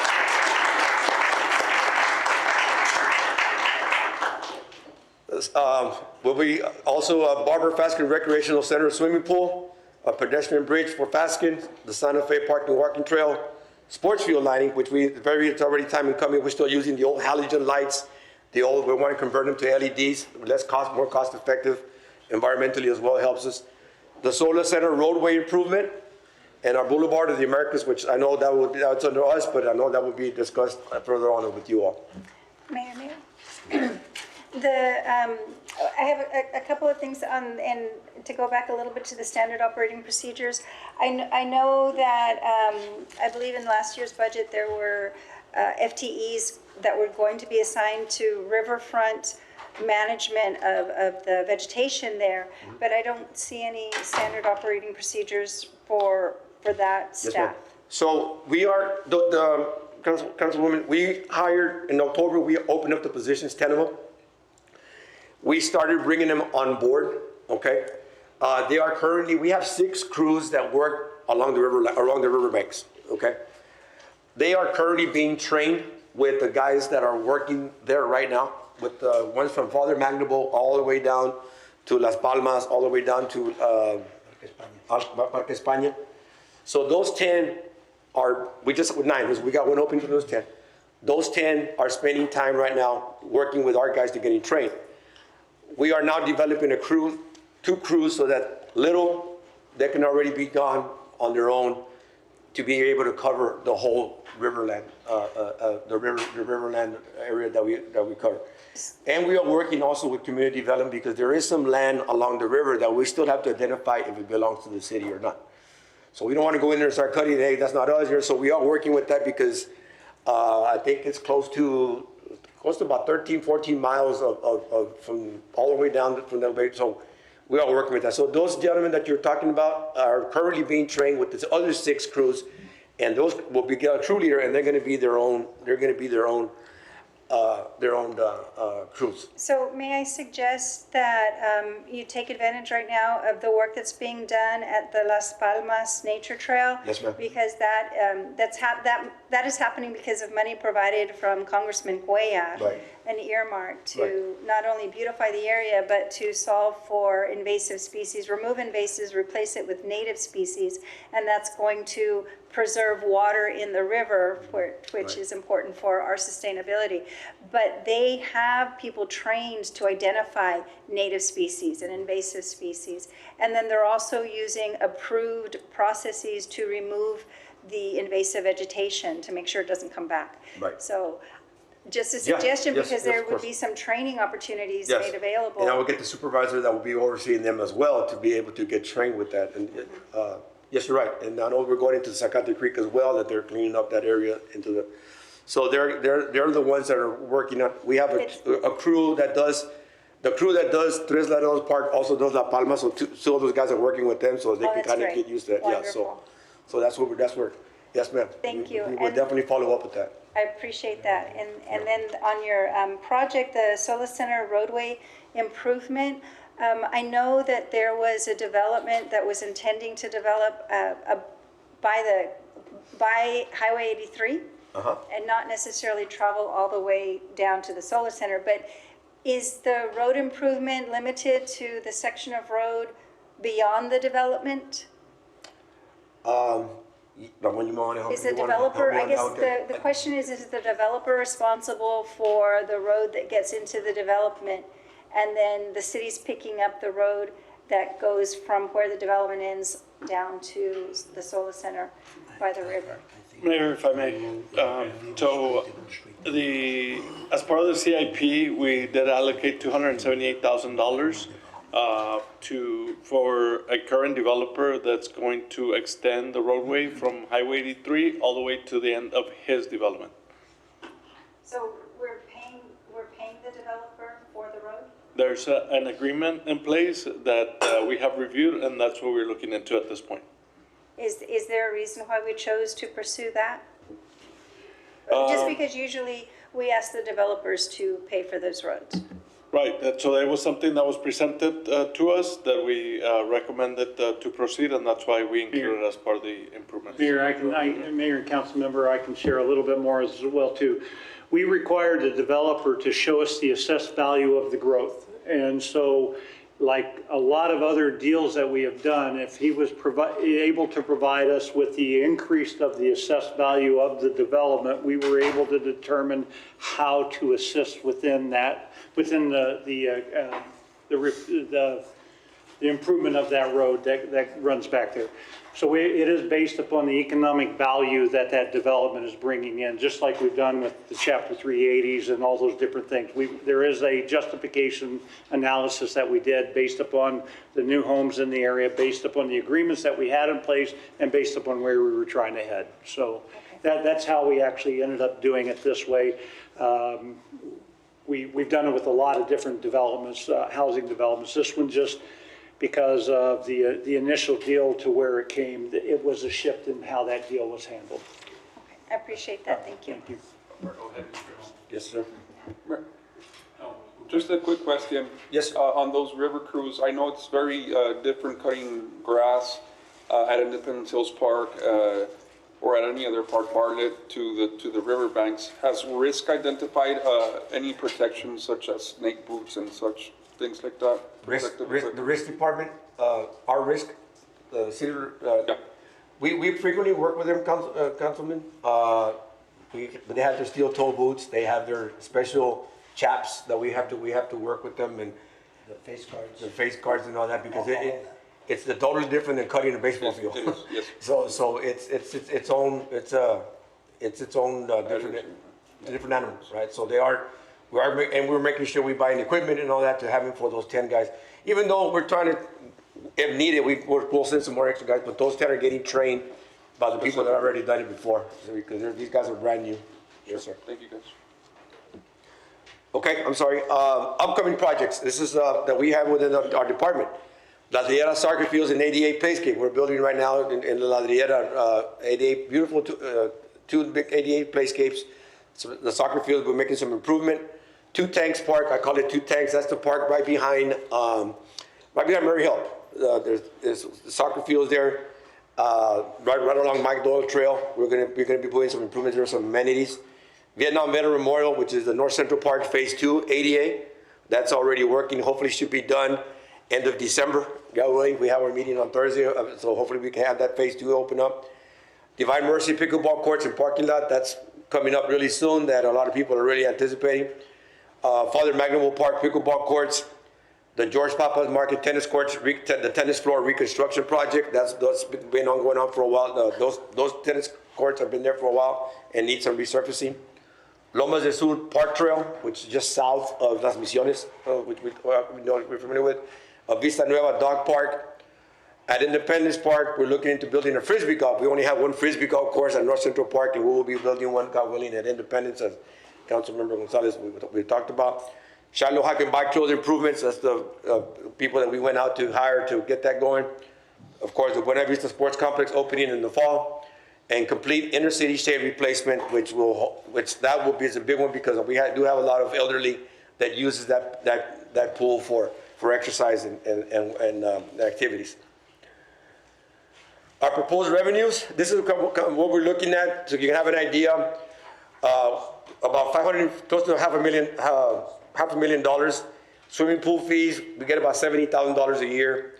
Rec center membership fees is $318,000. Summer programs, which is kids from 6 to 16, about $58,000. Rentals, which is from pavilions to different amenities that we have, is about $62,500. And special event fees is about $32,000. So that right there equals about, we average about $540,000 a year in revenues, just in the department. Proposed expenses, we have about $21.9 million in our budget. As you can see there, personnel, which is about 64%, goes on personnel, 14.2. Contractual services is about, which is 27%, 5.9. Materials and supplies, which is about 0.7%, 1.6. Other charges, 154,000. And debt services, for example, your copier machines and all that is about 8,279. So our budget for this coming year will be about $21.9 million. How much it went up from last year? We were told to stay within 3.5, and we stayed at 3.3. So we're really proud that we were able to stay with that. What changed on us, it was 692,000, but what changed on us was, of course, personnel. Our personnel went up about 4.6%. What's really gotten us is the chemicals for the pools. The chemicals for the pools have really gotten up because of you all know, but there's two reasons. Number one, we are now opening up more earlier now. We are opening now, we're trying to open beginning of May, and we're going all the way up to about Labor Day weekend. Now, right now, ever since school started, we're only down to 3 pools that we're opening, and we're opening a little bit longer. Instead of opening from 2 to 7, now we're opening up from 1 to 8 because it gets a little cooler at 8 o'clock in the evening for the pools, so it won't be as hot because 1 to 7 was right in the middle of the heat. So, and the people, we got a lot of good feedback on that as far as opening until 8 o'clock. So we've been extending our hours a little bit. So, okay, and then last, I'm going to show you just a quick video. I'm going to finish it up with this, with our new division, our special needs division. Again, I want to thank Ms. Jenny Sanchez for grabbing the bull by the horn and getting this thing started. When you go to the rec centers and you see all these kids have fun, you hear parents and you hear these testimonies that say, Coach, or Mr. Gomez or Jenny, this is what we needed. We never wanted to bring our kids over because, there's too many kids, and that's what it's all about. I mean, it's very satisfying. Again, it was part of something that I said we were going to do, and thanks to management and you all that we were able to start to do this. So let me go ahead and get started with the.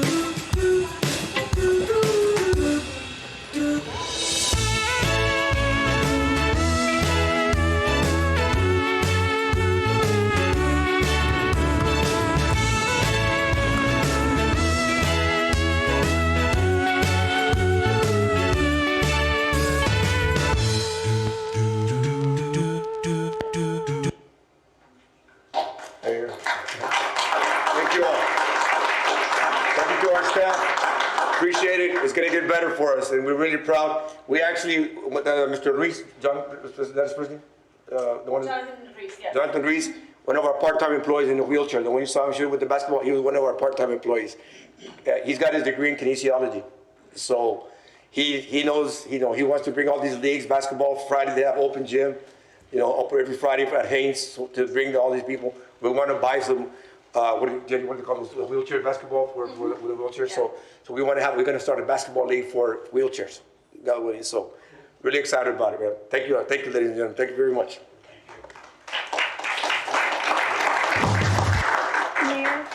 Mayor, Ms. Sanchez, will you be releasing a schedule of programming during the year for this community? Yes, actually, we are, now that I have an employee with me, we are working on some additional programming.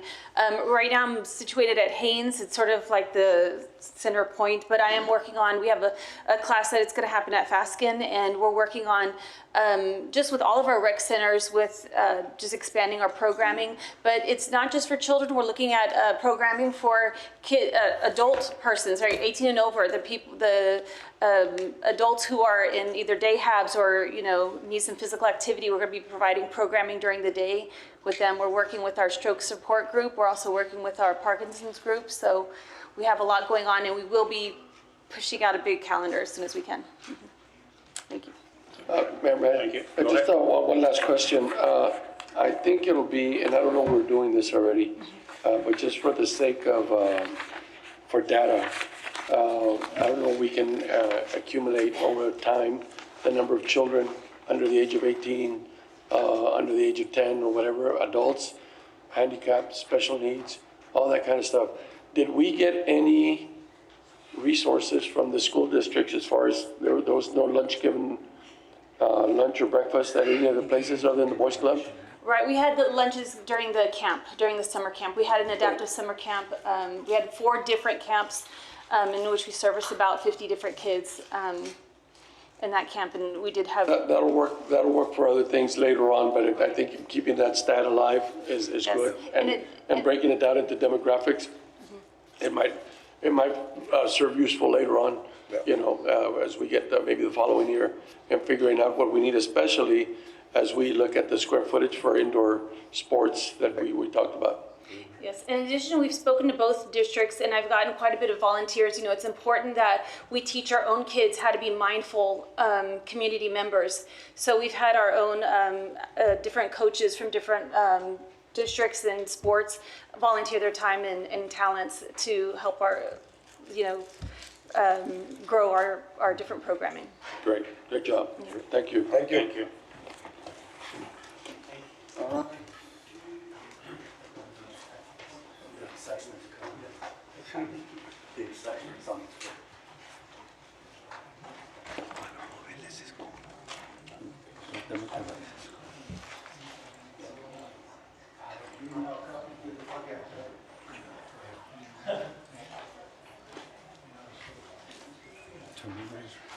Down or up? Okay, all right.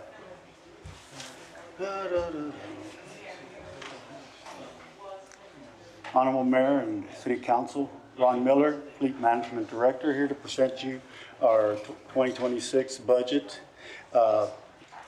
It's not as exciting as everybody else's stuff, but we just try to keep everything rolling for y'all.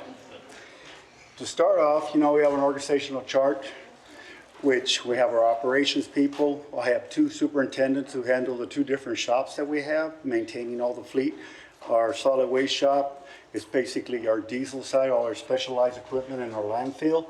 And at the main shop, our superintendent will maintain between our gas mechanics, our diesel mechanics, and warehousing, which we have for our parts. We call it the warehouse, but it's our parts department. So they basically maintain and keep everything going for all of us. And I thank them for getting us through all this, because sometimes it's very difficult with the different changes in equipment that we handle. Our FETs, we have 56 people. We have 0 vacancies. We are now facing retirement. I'm going to be losing, last week I lost my top mechanic from the diesel side from the landfill. We'll be working on getting that filled. I'll be losing 2 gas mechanics by the end of the year, retirement. I just lost one to ICE, today. We'll be leaving and going to the Border Patrol. So we'll be doing what we can to get all our staff back up. You know, we work hard to find people, and we'll find the right people we need. Our accomplishments for fleet, we auctioned off 182 pieces of equipment that were obsolete, which the monies we got went back to the city to be able to continue forward with doing what we can. We repair all equipment the best way we can to keep them rolling. We received over 170 new pieces of equipment, from police cars to back to garbage trucks to regular facility vehicles. So we managed that, get them licensed and get them all through the system so that we can utilize them. We installed another, which will be our second 21,000-pound lift to raise up our heavier trucks so that our mechanics do not have to be working underneath with rollers to make their jobs a little safer. We have completed a temporary waste at Solid Waste, a shop roof to protect the employees from the heat and the rain that we have out there, because we don't have much of a shop out there, but we're doing everything we can to make their lives a lot safer. Okay, at the same time, we have installed cameras to help ourselves to keep tabs of all of our employees, our equipment that is there. We also now installed a electrical connection so we can have our cameras at our compound, which is our equipment that we receive as deleted, so we store them there to maintain them there. The standard operations, like everything that's being saying, in January 2026, we'll be implementing everything in to go through. At the same time, we'll be making changes, because fleet's always making changes with different equipment and procedures that we do. Our goals for this coming year is to complete a heavy equipment repair roof over the annex diesel shop. We have a small shop, so what we're working on is having a cover. Maybe not have concrete, but have enough cover to protect them from the environment, so we can get more equipment in there and get it protecting our employees. We're hoping that the construction of the solid waste maintenance shop will get going. We're not sure, but we would hope that we get there. We'll proceed to repair all the equipment that we have out there. Mayor, I'm sorry to interrupt you, Mr. Miller. Why is there not a timeline for the solid waste maintenance? It went construction? out for bid, and I believe there was not enough funds to cover the cost of it right now. That would be solid waste handling that. So can I direct that to Mr. Chavez? What is the plan to? So right now, we're currently evaluating that with the consultant to see what our best option is, coming back and see if we can look at any types of alternatives there. And we'll discuss that with the staff and the consultant. Okay, thank you. And in the meantime, where is the inventory being held? We have containers that we set up when we first got set up that you requested that we do. We have all that under control. We have 2 additional containers. We also installed a different container for our supervisors and the superintendent to be in, separated from our parts guys that are handling the inventory. So everything is secure and everything's in order that was requested. We keep an inventory, and it's all controlled out there. Also, we have 15 what we see as our corporate trucks that are older, that are causing us probably a lot of cost. Our 15 Scorpion body side loaders. We'll be getting, hopefully by the end of this fiscal year, by the end of this year, to get them out of the system completely, and hopefully 6 of the GSP bodies, which are also costing us, with 16 new McNeilus trucks, which we already have 6 already in operation. And I just got word from the McNeilus that we'll be receiving 3 of the trucks the end of this month, and the rest of them by the end of December. So that will save us automatically getting rid of those Scorpion trucks. I can tell you right now that we spend about $1.2 million a year to keep those 17 trucks rolling. They're older trucks, they're expensive. So I figure, looking at it, we should save at least from $800 to $1 million next year on those trucks with those 10 new trucks, those 16 new trucks coming in. That'll alleviate that, and then we'll look into the future of getting rid of the other GSP body trucks that we have at solid waste, which is a high cost. Can I ask him, what's the life expectancy on those? 10 years? 10, 12 years? We usually run them between 7 to 8. These trucks are running about 10 because of what happened with the pandemic. We run behind. and the trucks, we couldn't get trucks fast enough to get into. And yeah, so, and I was reading up last year, or this past year, that 18 months, what's the wait time right now? Well, that was then, but I was able to work with McNeilus, which is the original truck, that body that we utilized years before, that had gone away from it, that they wanted to try other bodies. I requested that we go back to McNeilus, and I was able to get the first 6 trucks in 6 months. Wow. And the 10 trucks that we just finished this fiscal year, we should have them, like I said, within 8 to 9 months, we're getting them. They're working with us and they're getting those trucks. And like I say, these are the trucks that I have a lot of power myself that it's going to work for us, because I've seen those trucks operate. And Yeah, in the meantime, there's a lot of wear and tear on the trucks that are existing because they're working overtime. And people should understand that. Yeah. We run our trucks hard. So besides the bodies getting damaged or worn out, the truck's chassis are getting worn out. So that adds on to the cost besides just the bodies. So we're hoping that that will help us reduce a bunch of costs. At the same time, we receive all those new pickups from all the departments. It's going to bring down a lot of costs too this coming year, we hope to see. Hydraulic issues on these? All those trucks is hydraulics. We have, besides that, we have the system in the trucks, which is the DEF system, the diesel system, that, they get worn out and they get very costly. So we start losing transmissions. So we have to make decisions, especially on the Allison transmission. It's very expensive to repair, but we need to get them back up. Good. The DEF system costs about, every time they go down, they plug up, it's about $18,000. But I got to keep the trucks going. Because if not, your constituents are going to be complaining they're not getting trash picked up. And I guarantee you, they're going to come to me. Yeah, no, I What's appreciate going the effort because you keep them rolling and people don't understand exactly what you go through, so I appreciate that. Yeah, Thank because you. these are all specialized equipment.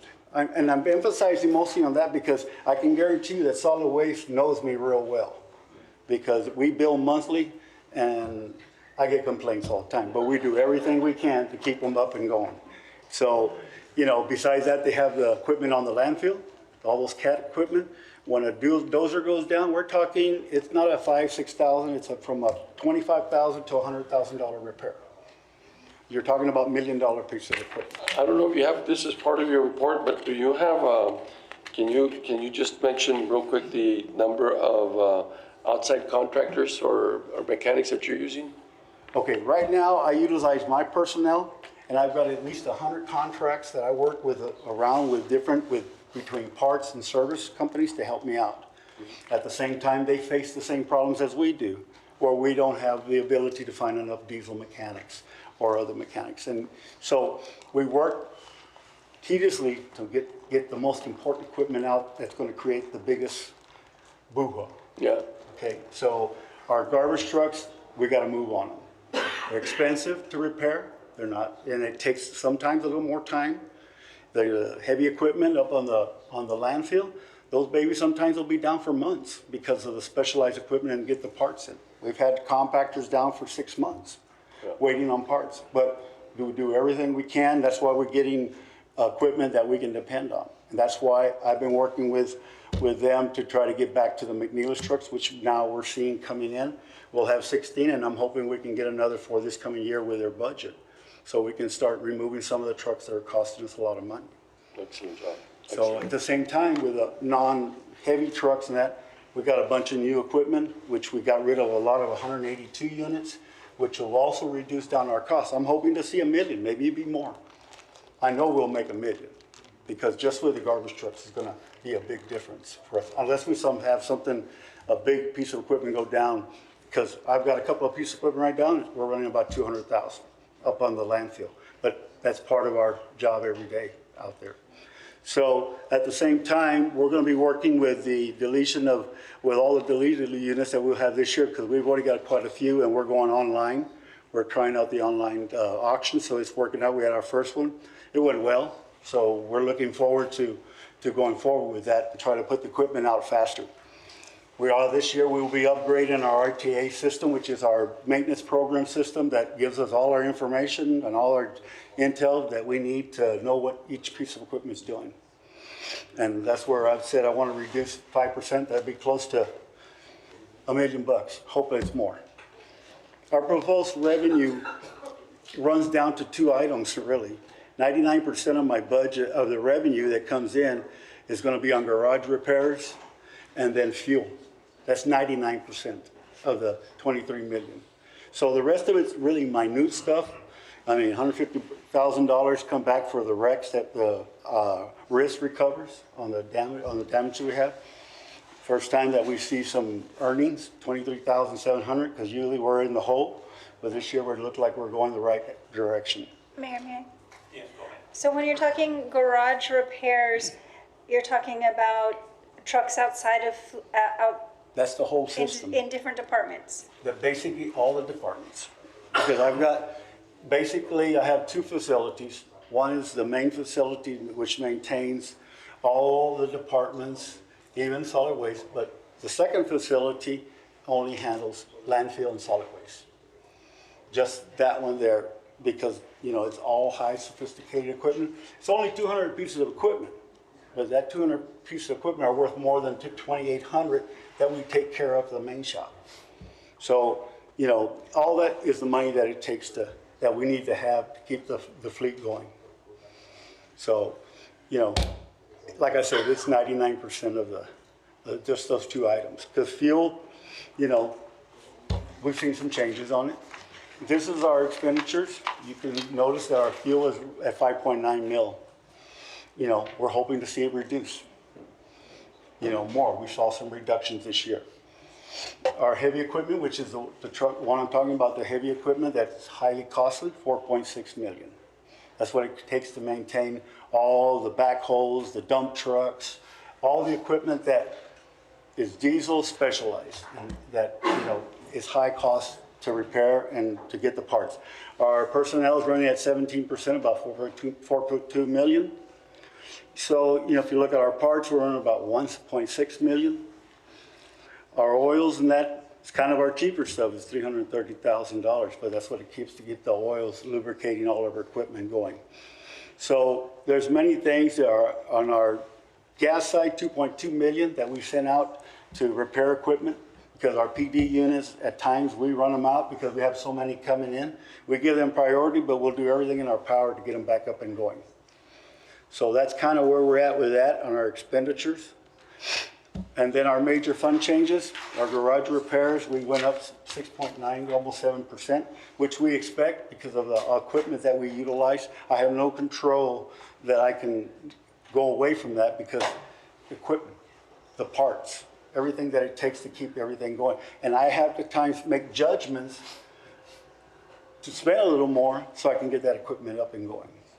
So, you know, not that we'd like to be conservative, but a lot of times we have to do what we got to do. And I always tell my guys, we don't want it down, especially if it's police units. We don't want heavy equipment, garbage trucks. We're going to roll with them. Okay, and then interest earning, like I said, I asked Budget about it because I've never seen that. You know, we've done well by going into the monthly charges, so now we're more up to date on our charges, so we know what we're charging. Because before we did this, the last 2 years before, we didn't have that. Now we do. We bill every department monthly, so they know how much they're getting billed for. So that helps us to maintain our budget. And the fuel charges have gone down 3%.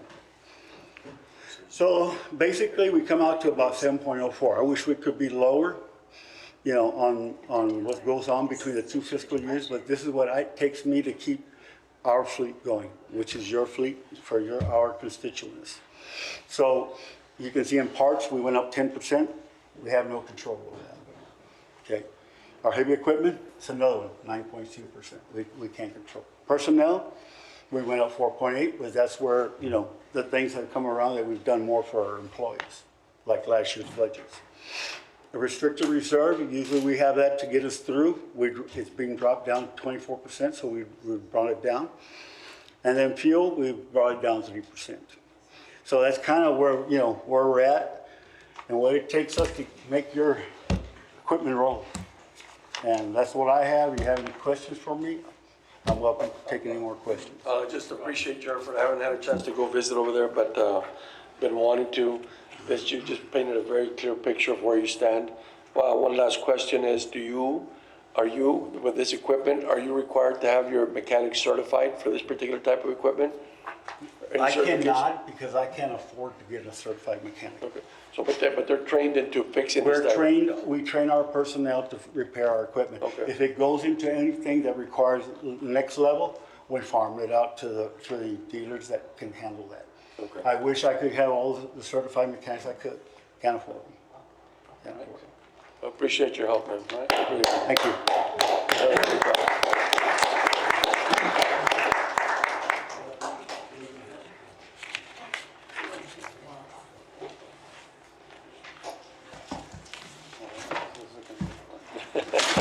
Esa pone buena.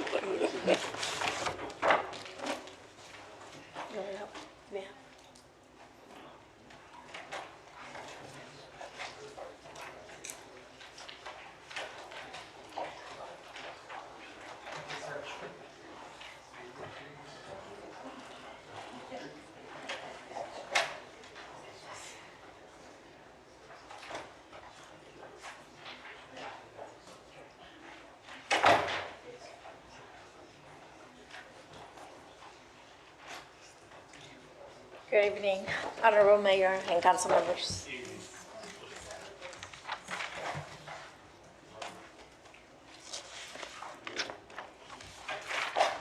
This is our environmental solid waste flow chart. And our left-hand side, we have our enterprise account, which is our solid waste side. As you can see, we have our administration, our sanitation division, and our landfill division, which is a total of 169 FTEs. On our right-hand side, we have our special revenue account, which is the environmental. We have our, we cover some engineering, 3 positions, and then we cover the creek cleaning, which is under public works. And then we have our stormwater division, our hazardous materials, and our Keep Laredo Beautiful. And there's a total of 56 FTEs. On our solid waste side, we have a total of 189 positions. Right now, we have 20 vacancies. Out of those 20 vacancies, our turnaround is mainly our refuse trucks collectors due to the environment. Our accomplishments is the landfill cell construction was completed. Continue with the 2 free bulky items pickup per year events. Collection this year, which it was in May, it was over 6,800,000 pounds. The additional, also the additional day of garbage collection route was accomplished, which it was added on Wednesdays. The landfill was also inspected on May 8th, and we continue with we met TCQ compliances. Also, we continue with the aggressive program of purchasing new equipment to replace several old units per year, as Mr. Miller just explained, for our fleet, and continually supporting community events. Our environmental and solid waste standard procedures, we have all the sections, which includes mainly our introduction purposes called responsibility and service provider, Section 1. Section 2 is our department rules and operations and personal responsibilities. Section 3 is our policy and vehicle maintenance, and Section 4, our landfill, and Section 5, special waste management.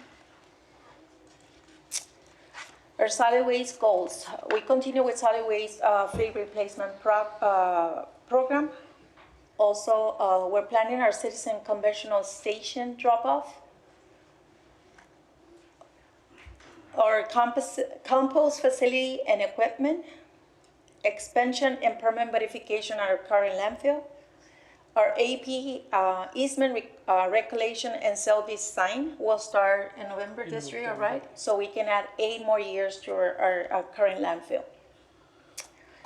Our proposed rate study to evaluate solid waste collection and services and associated fees. We're planning to start working on that on this year.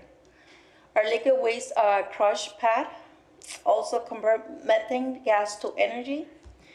Continue with the... Do you have a collection system to collect the methane? Go ahead, because he's been working on it. Good evening, Mayor. Alejandro Neguez. Assistant Director for the Solid Waste Department. Right now, we do have a system in place. We collect the gas. We just upgraded our system. So basically, we have like 89 wells that extract the gas, and right now we're burning it. So that's why we want to go into the converting it into energy. All right. Right now it's being burned? Yes. Okay. Yes. And when you convert it to energy, that means you're going to collect it and use it for? We can either clean it and clean for clean gas, or we can convert it into energy, actually use it either for our facility or tie it up to the grid. It's different. There's different options there that are being considered. All right. And how long in the future is that plan to convert it into that type of energy? We would like to do it as soon as possible. Hopefully, next year start. I know, get some talk to some of the organizations that do that. Are you working on a plan for that? I know they already gave us a plan already, so we just need to go and look into it, make sure get with management, make sure that it's approved and everything. And how many wells did you say, or how many? Right now, there's 89 wells that 89. are in the cells that we have. They're all around the cells, and everything's being. It gets basically. We have a compressor that makes it all the gas brings it all the way to where it's supposed to be burned at. So it's a reclamation gas project. All right, thank you. Proceed. Mayor, may Go ahead.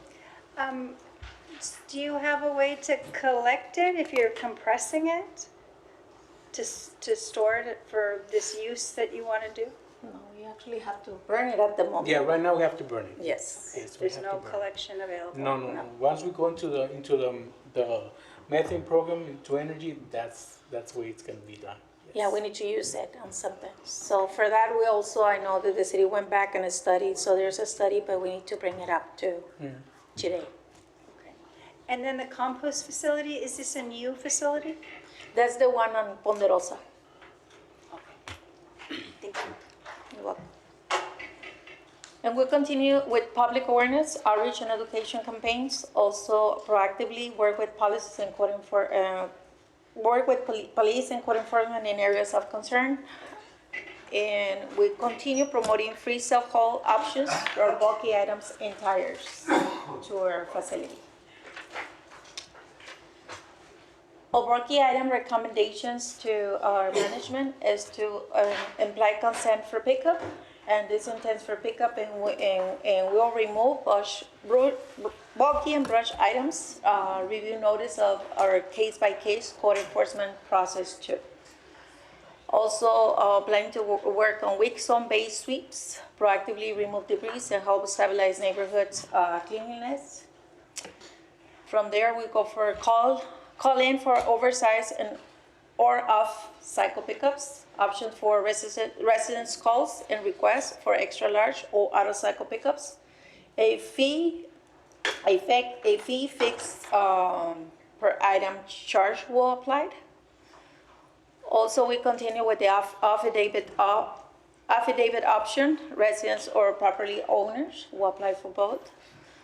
And we continue, with the rate update with Chair Cuthbert, increase in service frequency and supported by rate adjustments.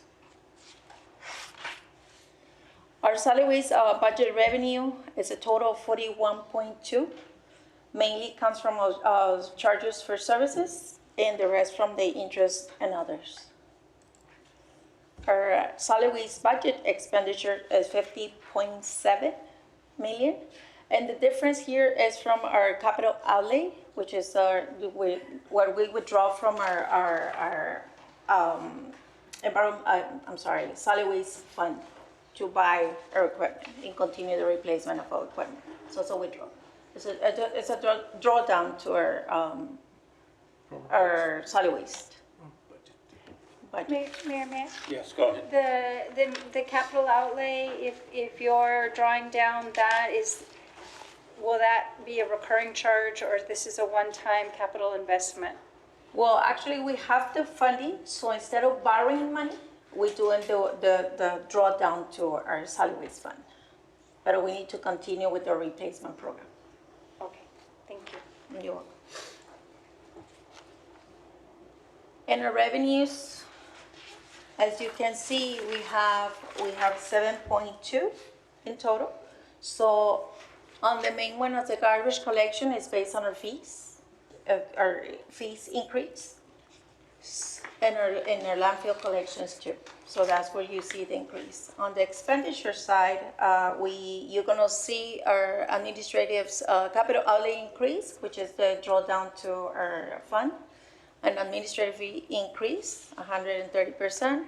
Our intergovernmental transfer decrease is because we paid off some bonds, and then our vehicle maintenance increase, but that's due to our fleet. Now we go to our environmental side, where we have 57 positions. Out of those, we just have one vacancy. Our environmental revenue is 6.7, and our main account will be from our charges for services, and then from there, our hazardous material permits. Our environmental expenditure is 7.5, and our main expense in here is our contractual services and our personnel. And Mayor Mann? Yes, go ahead. So how is the difference between the revenues and the expenditures made up? Okay, here, you need to remember that we cover our public works, 32 FTEs, and that's why you see our expenditures higher than our revenues. So is that a deficit for you? It is a deficit because we cover the 32 positions for creek cleaning and public works. Besides the 3 that we have in engineering, so that's where it's coming from. And is there a plan, Mr. Neb? Or how does this continue for the following year? Well, right now, where we are working with management is looking into our revenues.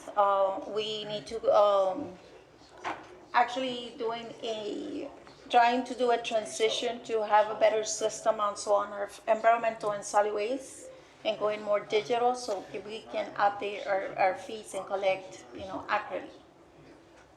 That's the only solution that we have now, looking to, our collection of fees, concentrated. Because a lot of things still are manually still, so we'll try to do everything in a transition to a better program. Okay. And then the rest of this is made up from general fund? No, this is the special revenue account. This is what we collect from the stormwater fees that you get in your bill. And also, we have our permit for hazardous material where we collect from the permits. For all the warehouses that carry hazardous materials, so we collect from those. That's why it's the special revenues. That's where our collection comes from. Any other questions? No, anymore? Okay, our revenues, as you can see, is the stormwater fee from the commercial, and then the stormwater fees from our residential, and then our interest earning, and our solid waste management. That's where our revenue comes from. And our expenditures, as you can see, it's an administrative charge, personnel, vehicle maintenance, motor fuel, and the debt service fund, and the customer service.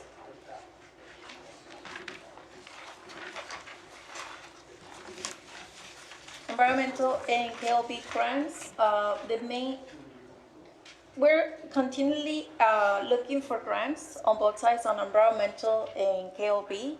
So as you can see, we still have several that are active. The Laredo Arbor Day tree planting is coming up next month. No, actually in October. And then we have the LED street light and solar trash can compactors grant. That one is also active, and that was also, we applied for it. We are about to complete it. We are, receiving everything. It's already in process. And the Riverbend Trail projects, we finally got the letter that we needed, so we'll start our meeting. We're trying to keep it on this month, to start the pre-meeting, so we can move forward with the construction of it. The Zacate Restoration Grant is actively, we're working on that. And then with the Taking Care grant, all those little grants is when they apply for any event that's coming up. to cover some of the expenses for all these projects. So when you see small amounts, it's just to cover expenses to continue with supplies, materials, and stuff that we need to actually move events forward. And also the one that, KOB worked so hard for a couple of years. We finally got the first place this year. It's as a governmental community achievement for the TICSA grant, which is actively for $310,000. Do you have any questions? All right. Thank you very much. Thank you.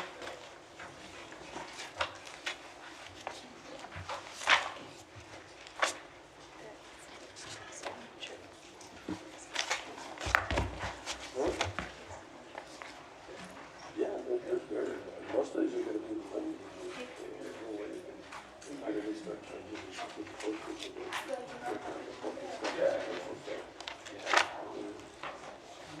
I didn't read it. There's a lot of free stuff out there that we have to do. Somebody dumped it in. Thank you. I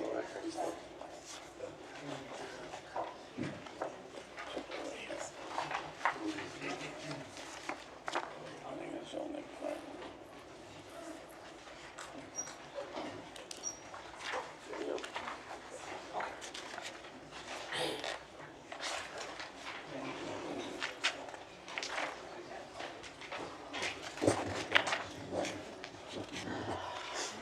Good evening, everyone. Evening. Mayor and City Council members. I'm Vanessa Guerra with Planning and Zoning. Today, I'm going to be presenting the Planning and Zoning Department's fiscal 25-26 budget, highlighting our organizational structure, key accomplishments, upcoming goals, and major budget considerations. This is our updated organizational chart. This is our current chart, which reflects the integration of the building department as a division within the planning and zoning department. This structure enhances communication, streamlines operations, and ensures better coordination between planning, building, and our inspection services. Here's our breakdown of our full-time equivalent positions. These positions support our planning, building services, inspections, GIS, and administrative functions. As you can see, we have 63 positions, of which 7 are currently vacant. We are in the process of seeking people for those positions. Mayor, ma'am? Go ahead, yes. Ms. Guerra, you have here the MPO Policy Committee, and Juan Mendive, Planner 3. And then They are planning employees. However, they do, they're supervised by the policy committee. Okay, so the Metropolitan Planning Organization is not an entity on its own?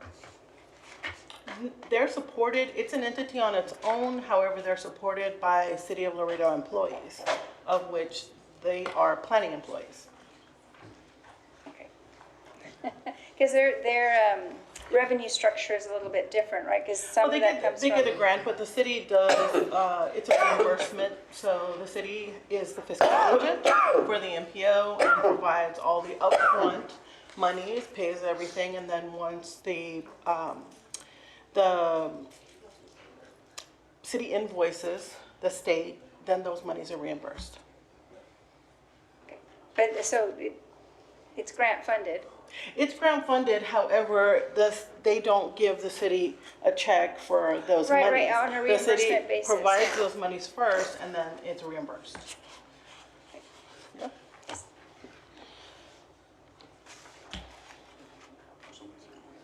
Well, I think I did this one already. Yeah, they don't cost. During the 24-25 fiscal year, we achieved certain significant milestones, of which, of course, the most significant was the integration of the Building Services Department as a division of the Planning Department. We also created a lobby greeter position to further enhance customer service when our customers arrive in our building.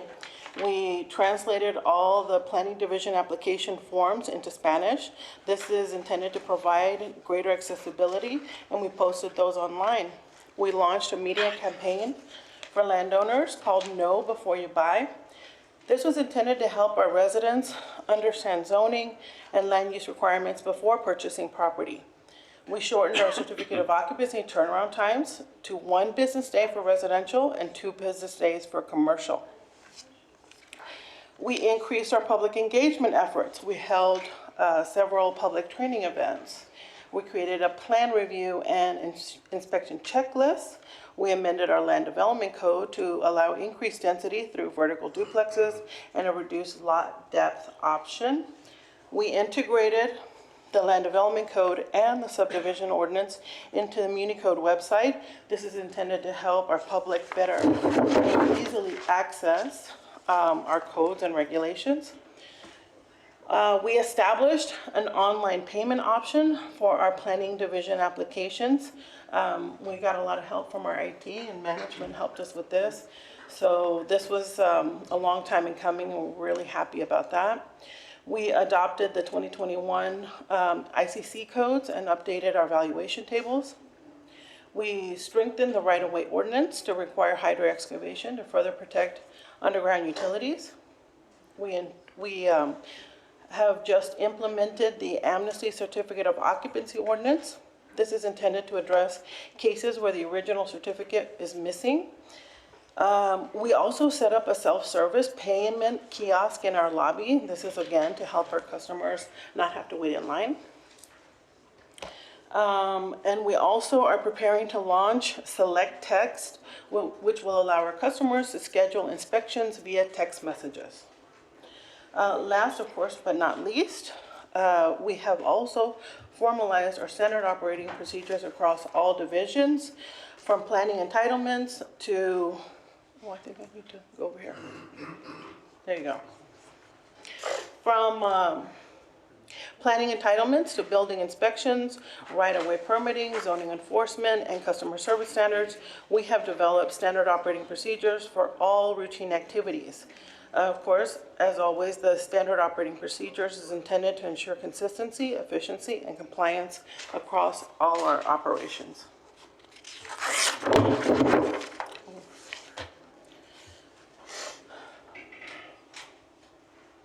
Looking ahead, we have numerous goals for next year, of which I will highlight a few. We want to procure new software for online submittal and review of plats, zone cases, and construction plans. We look forward to the adoption of Recode to modernize our zoning framework. We want to finish translating the comprehensive plan into Spanish. We want to implement a formalized zoning verification process. We also want to update our downtown urban design guidelines. We want to implement recommendations. Again, we're looking forward to those recommendations from the self-assessment study and the Bloomberg efforts. And we want to move expeditiously in implementing any recommendations coming from those efforts. We want to conduct a downtown historic resources inventory and survey. And we definitely want to continue the quarterly public training sessions. We most importantly want to focus on overall enhancing the customer experience from the moment they enter our building. And in order to do so, we want to focus on shortening plan review times while maintaining accuracy. And we also want to explore capped inspections, scheduling to ensure inspection quality.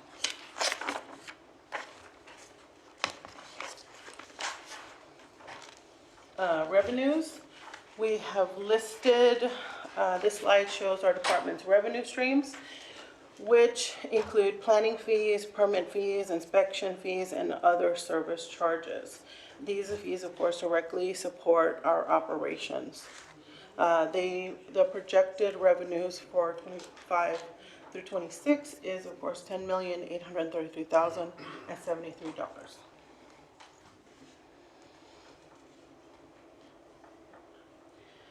This slide,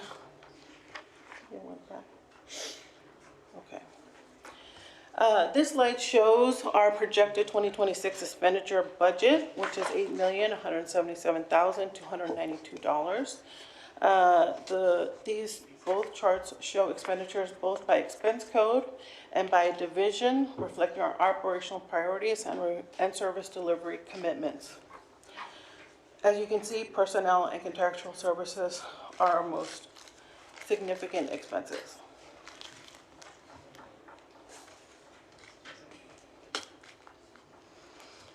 Moving on to major fund changes. This slide outlines changes in our funding compared to the prior year. Personnel and consulting fees show an increase due to additional personnel and planned projects, while vehicle maintenance, INET charges, and support services are projected to decrease.